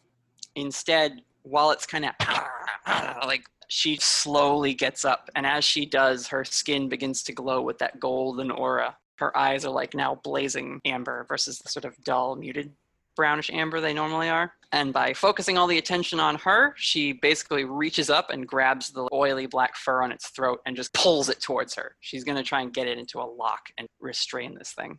So that's where she's at. It's a bear hug, but about that bear. About that bear. Felicity, Damien, there's a bear hellhound. It's big. It's scary. What are you doing? Agent Felicity, we're going to need to make some throwable yogurt weapons. Let's get some to-go containers. I'm going to sprinkle some steel bits on top that I've requisitioned from the hardware store. You get on that. I'll stop the bear. Spoons. Yes, steel spoons. And just going to start jamming them in, the to-go cups. While he is prepping our projectiles, I will try to freeze the bear. Make him stop. With more magic? Yes. Okay. Yeah, buying yourself some time would help here. Oh, yes, it would. I got an 8. I think that means you're going to get a glitch. Yeah. Do I pick the glitch? Player picks what it is, and then Keeper redefines it. I pick the effect. Okay. Okay. So I'm going to try to freeze him in place. So trap a specific monster. Trap a specific monster. I will say it draws immediate unwelcome attention. That's fun and exciting. Isn't it? I was going back and forth between the one harm and the unwelcome attention. But I think unwelcome attention would be pretty fun. Okay. I will say, same magic move, I guess, right? Hands out. It also deals 2 harm because of Hex, which is a spooky move that I... You can just do that every time? When you cast a spell, as well as the normal effects, you may pick from the following. Very cool. So yeah, it deals an additional 2 harm, ignore armor. Yeah, so I think you're feeling a little desperate, right? This is a much bigger animal than that raccoon you were fighting before. Even bigger than the wolf, too. So you release, and this time the air in front of your hands kind of warps and distorts the way like a heat wave might cause it to on a hot day with like pavement or whatever. And this wave of, it's almost like a sound wave, just washes over this bear hellhound, and it's frozen in the reactive like position of getting hit by this. It will take 2 harm. While it's frozen, throw the projectiles. But the unwelcome attention is that this wave continues to move, and it smashes into the glass window in front of Basket and Cask, and that gets the wolf's attention. Oh no. And it kind of, and both of its heads look, and they now see where you've gone. Fire! So Damien, are you gonna froyo grenade this bear? Yes. He's gonna chuck frozen yogurt container with some steel spoons in there. Can I suggest something, Damien? Yeah. Here's what I'm thinking, right? You're there, you're filling one of these cups with the froyo, but as you're doing this, it's Damien, you're looking around as you're doing this, you're kind of watching the scene, and you see like images, like ads of people like trying the froyo. Can I roll under pressure for this? So you see this, and you're filling the thing, and you almost subconsciously like reach for the spoon. You back away as the thing is now still spilling froyo, and you hear Felicity yell, "Get it, David!" And so almost like a froyo grenade, you pull the pin of the spoon out, eat a little bit of it, and then the froyo at the bear. Perfect. We love it. So go ahead and roll to kick some butt. He rolls a total of 6. Okay. You missed the first time. Yeah. Is there a negative effect to that? I mean, it can't kick it back because it's frozen. I think you just miss. You're like distracted by the deliciousness of it. I do get experience. Yay. Yep. Agent Whittaker, we haven't heard from you in a bit. Or Bethany, did you have something? I had something I wanted to do what was frozen. It would consider to be a feat beyond human strength. Okay, so you also, everyone around the wolf sees this wave of energy break the glass in front of Basket and Cask, and like now there's glass sort of tinkling and falling down and whatnot. How tall is it? The bear? Yeah. It's fucking tall, man. I don't know how big bears are, but this says at least 2 feet on a normal bear. Okay, well, I'm going to do my best. I want to do, like, Betsy's first cool thing she's ever done. Okay. She runs back to that salt water, and I'm going to take the Whittaker advice, and I'm going to dunk my scarf in it. I sprint back, and I leap, and I want to wrap it around its eyes to blind it with this saltwater scarf. The bear? Clara, yeah. Bethany has mastered the art of the dueling scarf. Bears are 8 scarf. feet tall. Dueling scarves. Okay. I just Googled it. Is that a weird roll or a tough roll? Because I know it's a feat beyond regular human limitations. I think you're not really using the magic. You're using the magic the way Raven did, where she wasn't really aware that it was happening. So I think, just roll to kick some ass, and we'll say that this scarf is helping you because it has salt water. So I get a +1? Yeah, you'll get a +1. That's a 12. I don't even need to do luck. Her vaulting and cheerleading has paid off. Yeah, I would say definitely. So you take your scarf, wrap it around your arm, dunk that in the glowy salt water, pull it out, and just rush over to that bear. And as you do, you're unraveling it, and get up to it and just whoosh, towel whip this thing with your wet, salty scarf now. It is frozen, can't move right now, so you do 2 straight up harm to it with no repercussions. Do I get the bonuses from kicking ass when I get a 12 plus? You get on a 10 plus because you don't have advanced kick some ass yet. Sorry, 10. I got a 10 plus. I got a 12. Right. So you can do the 10 plus effects. You can't do the 12 plus effects. Okay. Sorry, I meant 10 plus. Can I specifically hit this beast in the eyes in hopes of blinding it? I want to force them where I want them, and where I want them is blind and unable to see the people. I mean, it is literally stuck in the moment of recoiling, so I don't think you can force it anywhere. And I would say that that's more of a locational thing. And I will inflict terrible harm. Whatever. Yeah, that makes more sense, I think, with this dueling scarf move you've mastered. 3 harm then instead. And when you do slap it, a lot of the fire on that bear's shoulder is doused and just sort of smokes with steam. However, Felicity, the 2-headed wolf, it's coming for you. I mean, Aiden, one head is still biting her, but it's Aiden. She's not big and heavy, so it just kind of and pulls her with it, and it starts to charge at you. Its other head now open and gnashing its big teeth. That's my soft move of put someone in trouble. The someone is you. Oh God. And also Aiden, because she's now just being dragged by this thing. It does have 2 heads. Because it does have 2 heads, and because this is just mall tile, she doesn't have anything to grab onto or really get a handhold on to maybe try and stop it. And as far as you all know, she's not super strong or anything. She can take it, but she's not as equally good at dishing it out. Is there any way Whittaker could perhaps take his polearm and just slam it on its nose to try and get it to stop? Yeah, I mean, you could try to kick some butt as it's taking off. I'll try that. I feel like we should have gotten a spray bottle. Bad dog. Well, Damien's there to protect if need be. Mm-hmm. It's an 8. An 8. Yeah, so that's just a harm to each other. You do hit it for probably just 1 harm because it's just a metal pole, right? Yeah, I guess it doesn't really. It hasn't been doused in anything, so you kind of smack its back leg, and when you do, the pole itself gets hot very quickly, immediately, and burns your hands. So you take 1 harm of burn damage, and your hands are kind of blistered now where you were gripping it. Sure. What's Hugo doing? How are you doing, Hugo? Still hurt pretty bad, I would think. Still hurt sufficiently bad. Yeah. Oh, sorry, sufficiently badly. Ooh. Your burns are less bad, but you did get bitten in the leg, and yeah. So Raven, you're there with Hugo, and that jacket seems to have helped a little bit, but yeah, I think she like I said, under the armpits, dragged him backwards, probably to one of the large planters or something, just to give him a little bit of cover, and then peeks under the jacket to see how bad his arms look. I mean, they look burned, and his leg is bleeding, and your friend is in rough shape. Also, his shirt has holes burned in it away too, because it really would just like a flamethrower on him for a second. Yeah. How bad does his leg look? Is it like scraped, or does it like, is he bleeding really badly? There are puncture bite marks in it. Okay. Because we've established that everyone here wears lots and lots of layers.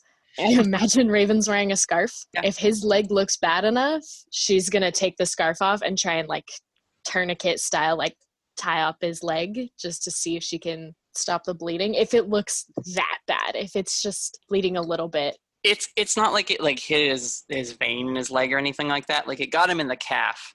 So it's definitely going to like make it hard for him to run on it.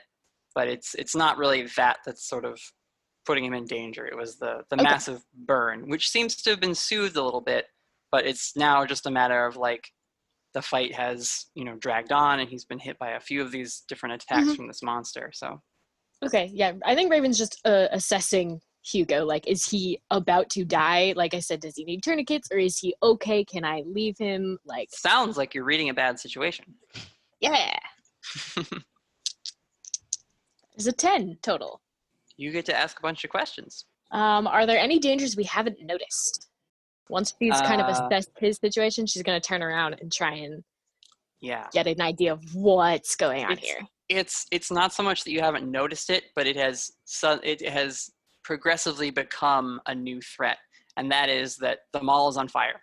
The fire that the wolf caused initially is a problem, and the hallway from where the bear came is now also smoking. And the bear is kind of news to you too. Like when you looked up, you're like, oh shit, a bear. So like the bear being there, and also the fire now being pretty significant. Like those trees that they have growing in the center spots of the mall, a couple of them are just roaring fires now.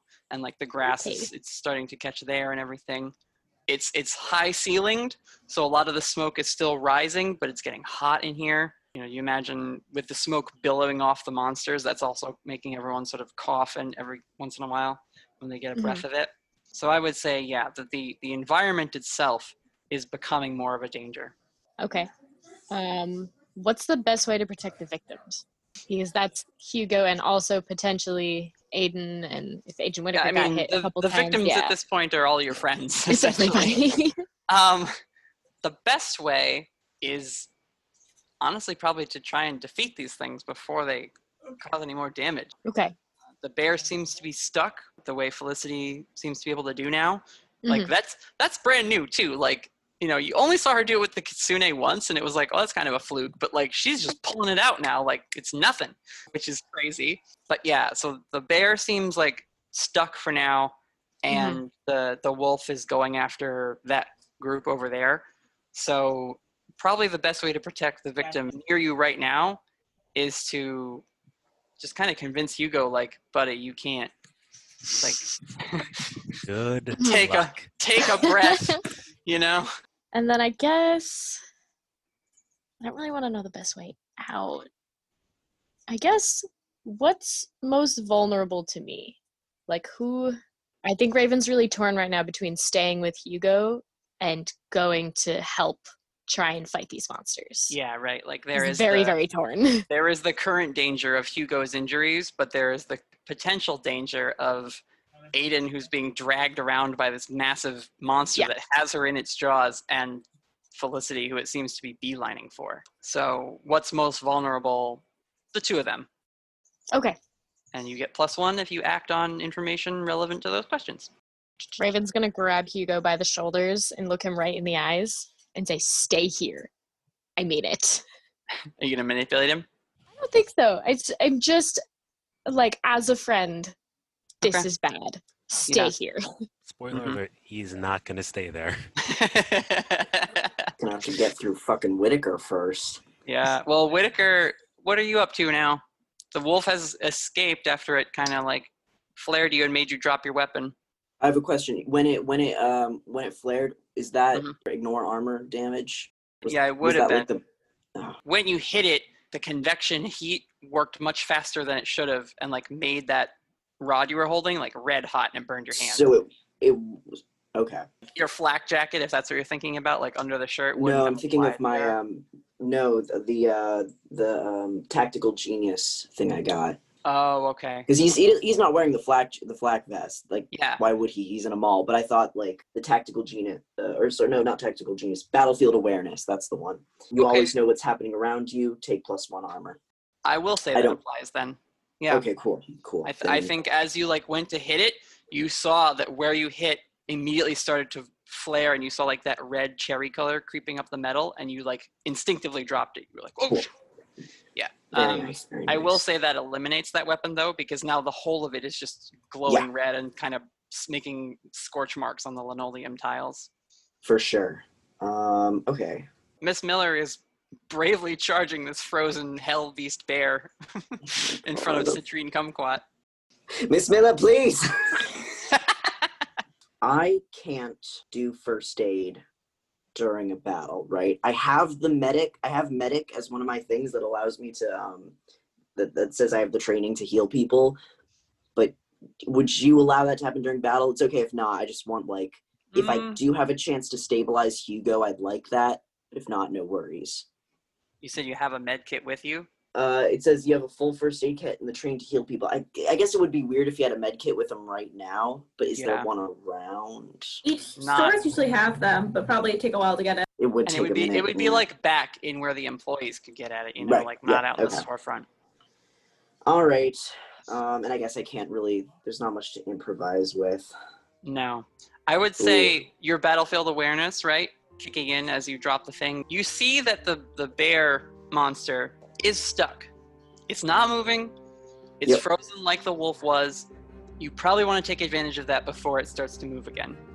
Legit. Does Raven still have my knife, or did she drop it? She still has it. But she's right there. Oh, I thought she ran off. Okay. No, she pulled Hugo like around a corner of like a bench area. Probably like 15, 20 feet at most. She was dragging him. She's not super strong. Didn't get far. Still close to the fountain. So okay. He dragged him towards the fountain.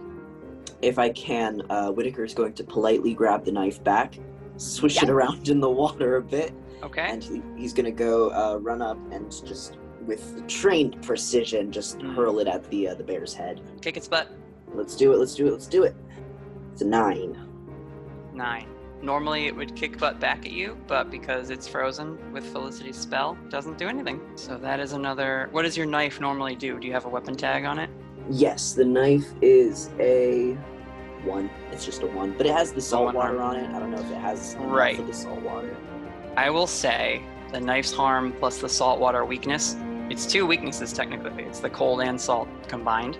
And so you kind of run up and like push past Bethany, and that's where you get your line, Miss Miller, please. And like, you just sort of run up to this thing, and it's still on 3 legs. Like its recoiled position, it has like the one paw raised up, and you skid on the slippery froyo mess, slide under this thing and stick that dagger right into its chest, and the flames on it start to flicker, and it crumbles into bits of charcoal and wood as it crumbles around you, basically. You get kind of buried by it, but it does fall apart and die.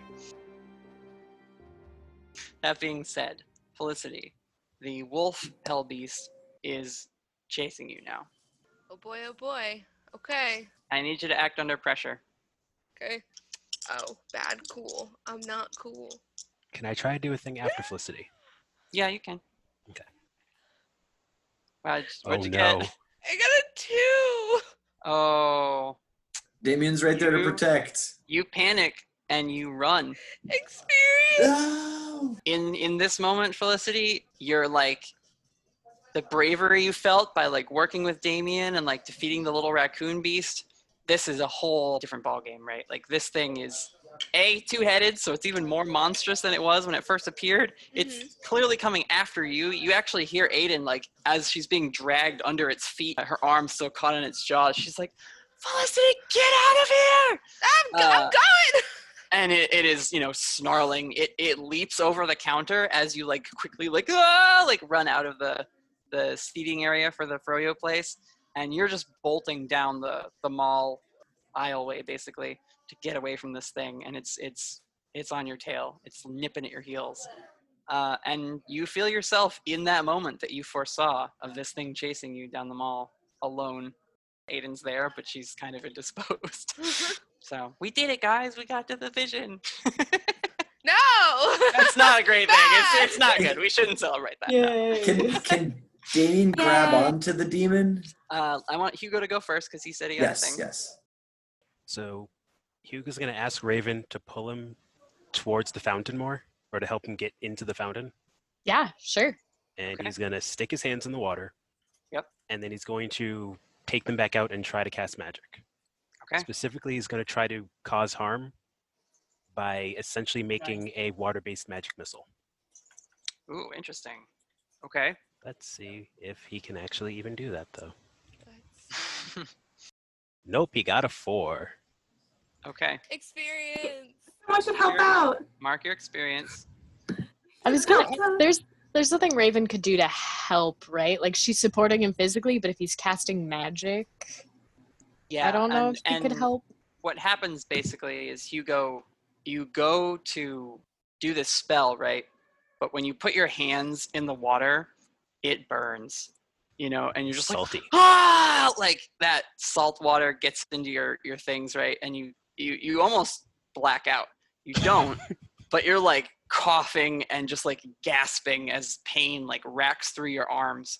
Raven, you notice that the blisters on them are fading and healing. Hugo, you take 1 less harm, but it feels like you're actually receiving 3. From a narrative standpoint, like Ow. Hugo is messed up by this, right? Because He I don't want to be dead technically. I know what happened, but I don't want no. to tell you unless you go and investigate later. Okay. But basically, something happened with the magic, and you're not sure what, but it helped you a little. It certainly doesn't feel like it at this moment. So, what would taking 3 put you at? Taking 3, had he not gotten healed by the 1, would have killed him. Yeah, you're just choking and leaning over this fountain, and you feel like you're dying. You're not, but you feel like it for sure. And Raven, Hugo is just like screaming as this like water mists off him. It's like his arms are super hot and causing the salt water to evaporate around them as it like hits his blisters and stuff. Yeah. Raven, I feel like even though she sees it like healing, the fact that he's screaming and freaking out, she thinks that it's hurting him more, and so she's gonna try and like pull him out of the fountain, maybe try and lay him down and just kind of calm him down. Damien, you had a thing? Damien's goal is to protect his first hire to the Edgecrest Agency. So he's going to try to grab on to the dire wolf so that it can't get away. I mean, he's going to go along for the ride, essentially. He's not trying to like hold it down and fight this thing. He's just trying to add more weight to it. Yeah, because he doesn't want it to get away with Felicity. All right. Why don't you roll help out? This is exciting, guys. Is everyone having fun? This is great. I know it's stressful, but I'm having a good time. What'd you do? 6, Damien. Hold on. I've got to burn the luck point. I wouldn't. I think you're okay. Because what happens if you try to help out but don't? That's his agent in the field. I can handle myself, sir. On a failure, you expose yourself to trouble or danger without helping. So that's basically helping. Damien, I think you go to reach for it and it flares at you. So you get knocked back by a burn move. 3 harm magical. Of 3 harm? Fire. That's too much harm. Too much? I mean, it's just the perfect amount of harm. Are you at 7? I am. Okay, nobody freak out. This is going to work well for the story. Cool. Damien, you get blasted by this fire, and Agent Whittaker, you're there, like crawling out of the remains of this bear hellhound, and you see Damien get hit with the flames, and he stops where he is, looks at his hand, and it's bubbling. Like, his form is boiling. Yeah. And Damien, you're just like, ah, shit. and he explodes, and green slime just everywhere and gets on everything in the nearby area. We'll pick up on that in a second. Oh, God. Technically, I also leveled up, so... Jesus. Felicity, you're running for your life. You don't see Damien bubble and explode or anything like that. You're just running from this hell beast. And Aiden, she's struggling because she's got this thing, but like it's moving so fast, she can't really get a hold on anything. I'm gonna have her try to kick some butt to try and prevent it from catching you. That's a 5, plus her tough, makes it a 7. On a 7+, you and whoever you're fighting inflict harm on each other. She doesn't really have a weapon, and she doesn't have any of the weakness weapons either. As she's punching it, her fist is glowing with that golden celestial energy, trying to maim it or make it limp or go slower.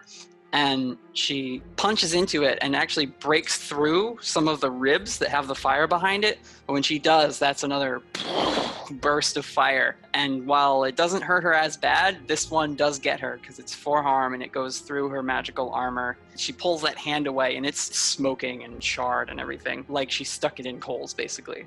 That's her move. She did do a little harm to it, but not a ton. What are you doing, Felicity? I feel like... I should say, where do you run? Where am I currently? Okay, looking at the map. Map. You're sort of going past Miscellany and the edge towards that exit area. You're running from Bubble Trouble, Citrine Kumquat Corner to that exit there. Okay. So I feel like I'm just gonna keep running straight, even if it means I run into like a corner. I don't know what to do. She just panicked? She's just panicked. I'm gonna PM you a question. Okay. Let's see. Is anyone else able to make a move right now? Hugo's kind of out of commission. No. Bethany, you haven't done a move. Where are you at? how You saw chunky- Damien explode. How chunky is he? It's like hot jello.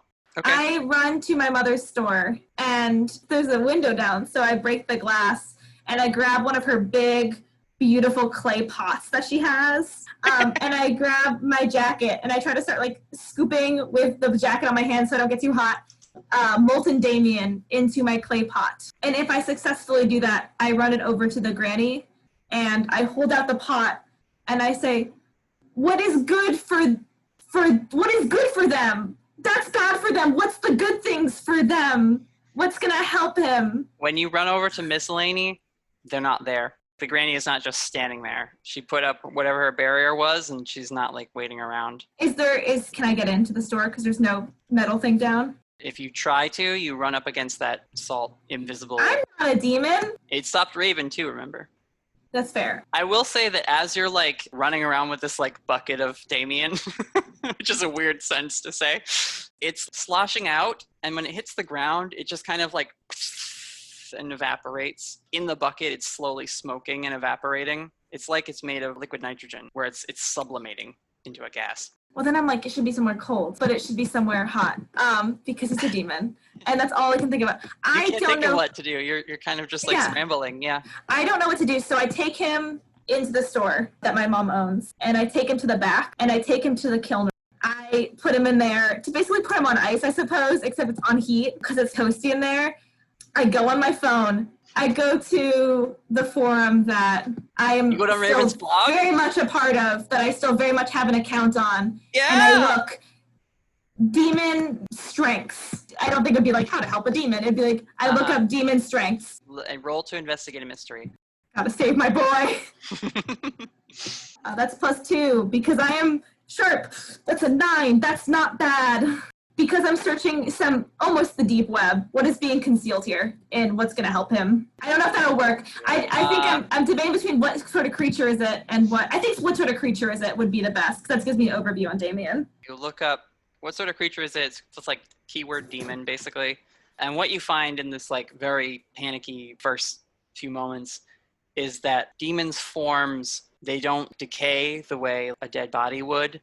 They sort of evaporate. Their ichor, the dark infernalness of which they are made, when their like essence is destroyed, just sort of vanishes, leaving behind no trace, which is why there's never been demon stuff to test. And you wouldn't know this, but like that's why the EC agency was so like, oh my gosh, we have it here. an endless supply of testable material that's not just going to evaporate on us as we're like trying to scoop it off a crime scene, right? Which is like sort of just story for anyone listening, not the hunters exactly. But and then essentially, what was the other question? What can No, help I him? can only ask one. Okay, just the one. But I want to. There was a question: what can hurt it? But I wanted to do like I couldn't. There's no opposite of like what can be nice. What to can it. help it? Yeah. Yeah. No. So that's what you find is like any posts that talk about demon encounters on Raven's website. The more credible sounding ones say how like and it left no trace behind. Felicity, you are running. And you get yourself backed into a corner, and the dog is like snarling. The one head is still dealing with Aiden as she's like weakly trying to like pummel this thing into submission, hoping to maybe break through and grab at its heart or whatever. I just got a secret message from you. Yes, he is.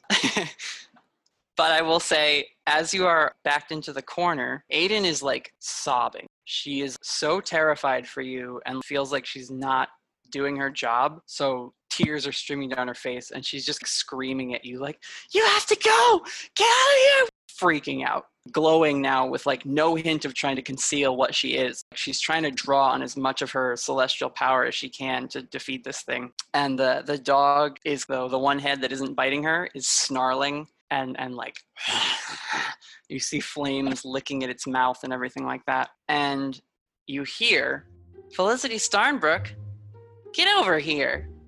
And you hear that for a second, and your vision starts to twinkle with green flashing lights, and like little wind chimes start to sound in your ears, and you vanish from this spot in the hallway, and you reappear next to Mira, the girl from Miscellany.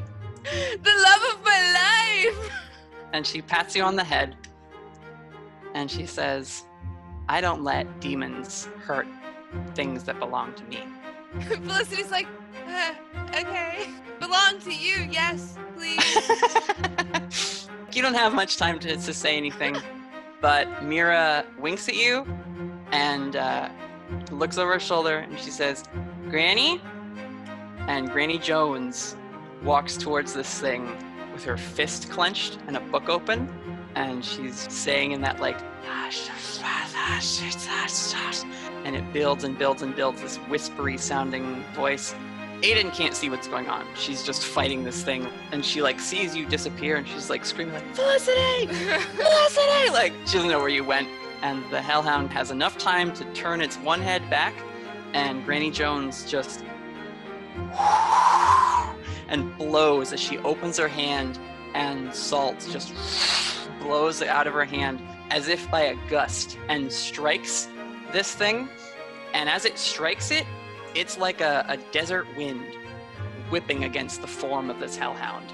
And it starts to tear off broken cindery pieces, which then impact against the wall you were pressed up against, and they just impact and explode and send cinders flying. And the wolf is just like,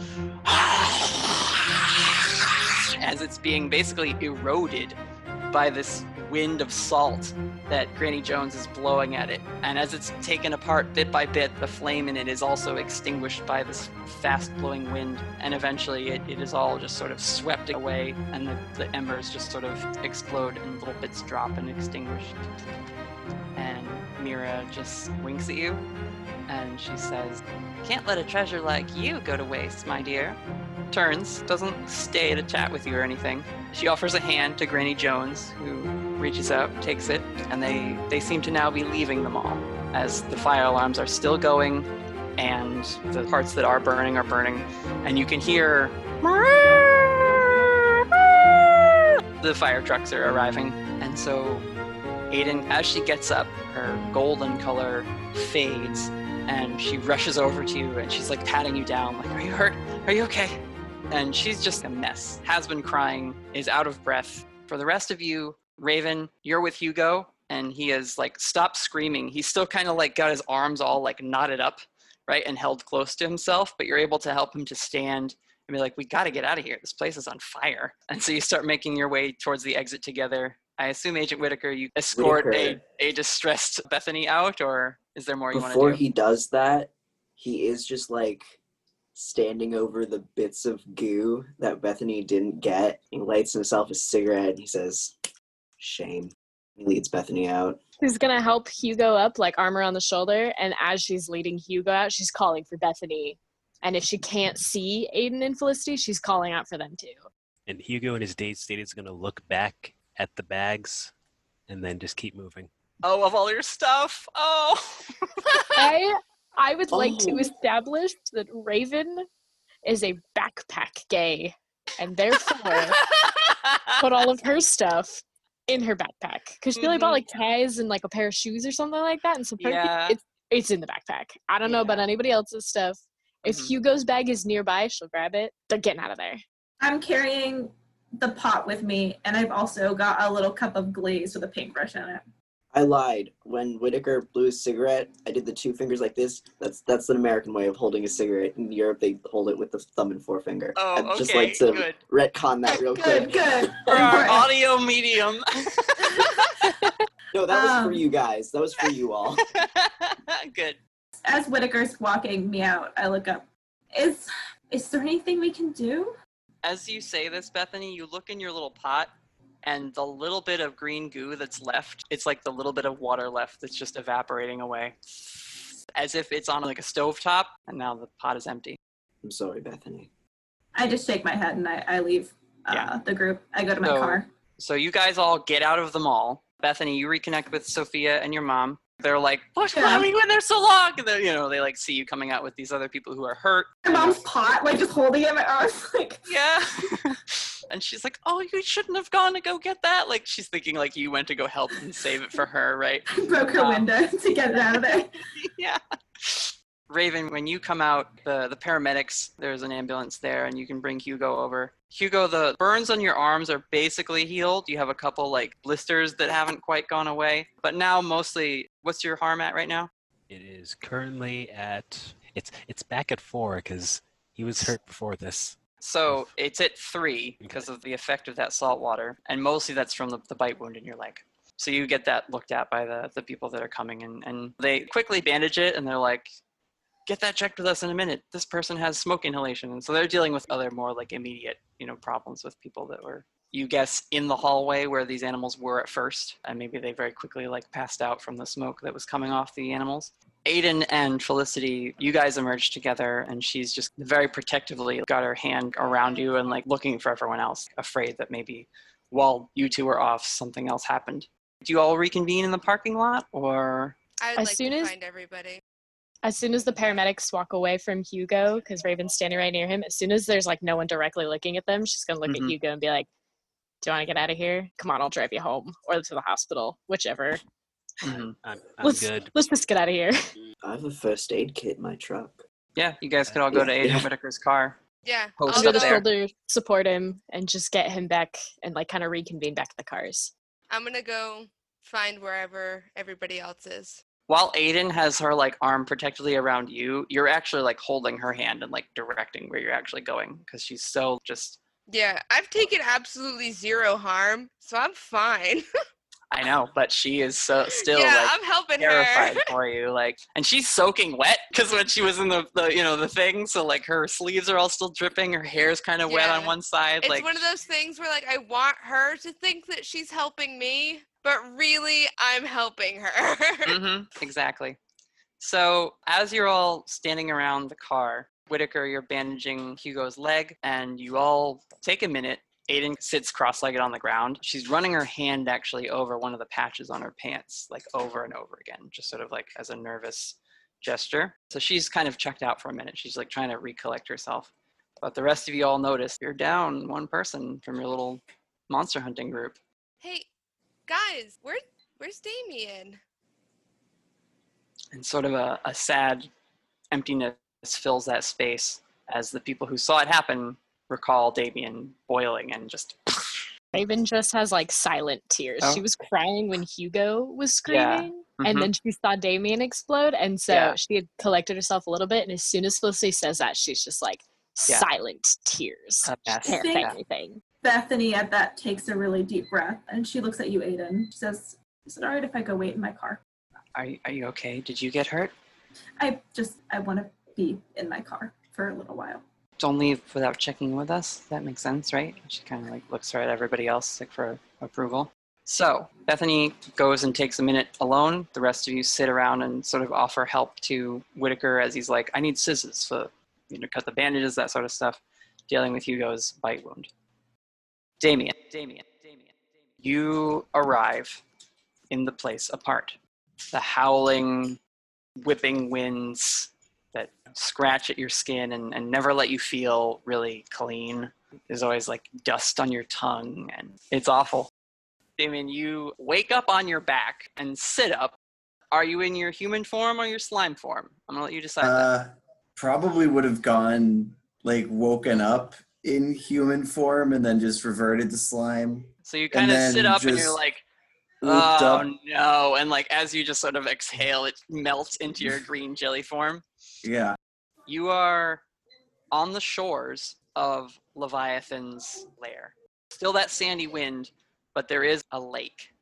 And despite the extreme wind on the land and whipping through the air, the lake is pristine, without a single ripple. None of the debris in the air seems to impact the water or cause its surface to change at all. And there's this long, mournful sobbing that's happening. What do you do? Damien would goop up to the water and dip a little finger in. He actually turns the slime into a little finger for a little whoop. That single finger dip does send a ripple, but a single ripple, it's not like it causes multiple waves. It just ding and and it goes across the surface. And that sobbing that you is constant, right? But muffled, as if it's coming through a filter. It abruptly stops, and you hear in your mind, "Traitor." Do you want to see some stuff that I found that's now yours? Be gone. And a wave forms itself from the water's surface and starts to rush towards the shore, Damien. And your little jelly form is just there quivering. And you aren't hit by the wave. You are snatched up in massive jaws, similar to the hellhound, although this one is massive. And on its face is a porcelain half mask. And it snatches you up in its jaws and bounds away from the shore, flame in its body like the hellhounds, and the waves sort of crash, and you just hear a wailing, Azazel! The beast, because it's not even really a wolf. Its back legs have hooves. Its tail whips long and thin behind it, and it has thick, curving horns that swoop back, as well as the large ears. And that same laughter that you heard in the mall, you hear again. And you're sort of just caught between the teeth of this thing. And it hurts. You're burning, but you're in the place apart. Doesn't matter how much you hurt. You can't really go anywhere else from here. Damien bites back. Yeah, you kind of just struggle against the teeth, and it doesn't do much. It doesn't do anything, but it's his comfort that he gets to do what this thing is doing. Yeah, and so eventually it stops. It's now on a dark plain of just stretching cracked earth, bits of sand here and there, like a very dry shale environment. Spits you out. And you take a minute to sludge yourself together, and the form of this massive flaming monster is blown away by the wind, and as the darkness of it, the shadow of its form through the wind is blown away, coming through the wind into your range of visibility is Wrath. She's not walking. She is just hands down, feet pointed, floating towards you. Damien stands up in human form to attention. She's dressed She's in her classic all black suit. Damien suits up as well. She thrusts her hand out and grabs you by the neck and lifts you up into the air as she's just there floating, hovering. And she says, "You were cast out!" Yes. and I would happily be cast out again. And I'm sorry for getting in your way. I was trying to stay cast out. And she says, "What were you doing with her?" I wanted to be friends because that's what everyone else was doing. There must be more. And she raises her hand, and on her, like, 2 fingers, her pointer and middle finger, her nails extend into long talons, but they're glowing red hot like pokers, and she kind of starts to slowly bring it towards her eyes. There's so much more. I have a big master plan. And as you say, "There's so much more, there's so much more," your form starts to glow, and she like pulls away for a second, and you start to not bubble again, but your form is starting to be pulled by the wind quickly and rapidly, and you feel yourself being taken away from here. And you're like, "Oh, yes!" And Damien, you are swept away on the wind in the place apart, and Wrath is left there holding nothing and just lets out this like blood-curdling scream of fury. Ah,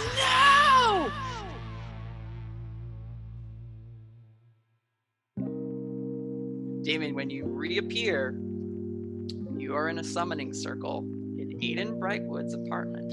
And Felicity, you're sitting there, eyes glowing, with a ring of salt and stones and little candles from Cask and Basket lit, and Aiden is up against the wall looking on, sort of unapprovingly, but like she's not doing anything to stop this. Hugo, you're there, your arms are bandaged. Raven, you're sitting at like a second point of a triangle, and Bethany, you're sitting at the third point. And Agent Whittaker, you're at the counter with a mug of coffee, just sort of observing everything happening. He's got his little black book out and he's taking notes. Damien, you land. Welcome back, Director. And that's where we're gonna end tonight. Ooh, it's tasty. Ooh, it so goes good. Welcome back, Damien. Welcome back, Damien. Damien is not ready for what the hug he's gonna get from Bethany. I was PMing, I was like, is Damien a monster? Can I summon him with these magic? Is that a thing that I can do? Yeah? Did you roll for it? I did. What did you get on the roll? I got an 11, so like it Oh, worked. yeah. Yeah. Perfect. Good job, guys. You got Damien back. Wow. Turns out That was super the place cool. you go is where you were kicked out of. It's pretty easy to get you back from there. Yeah, they're not in a hurry to keep me around. No. So fun fact, So- Damien can never die.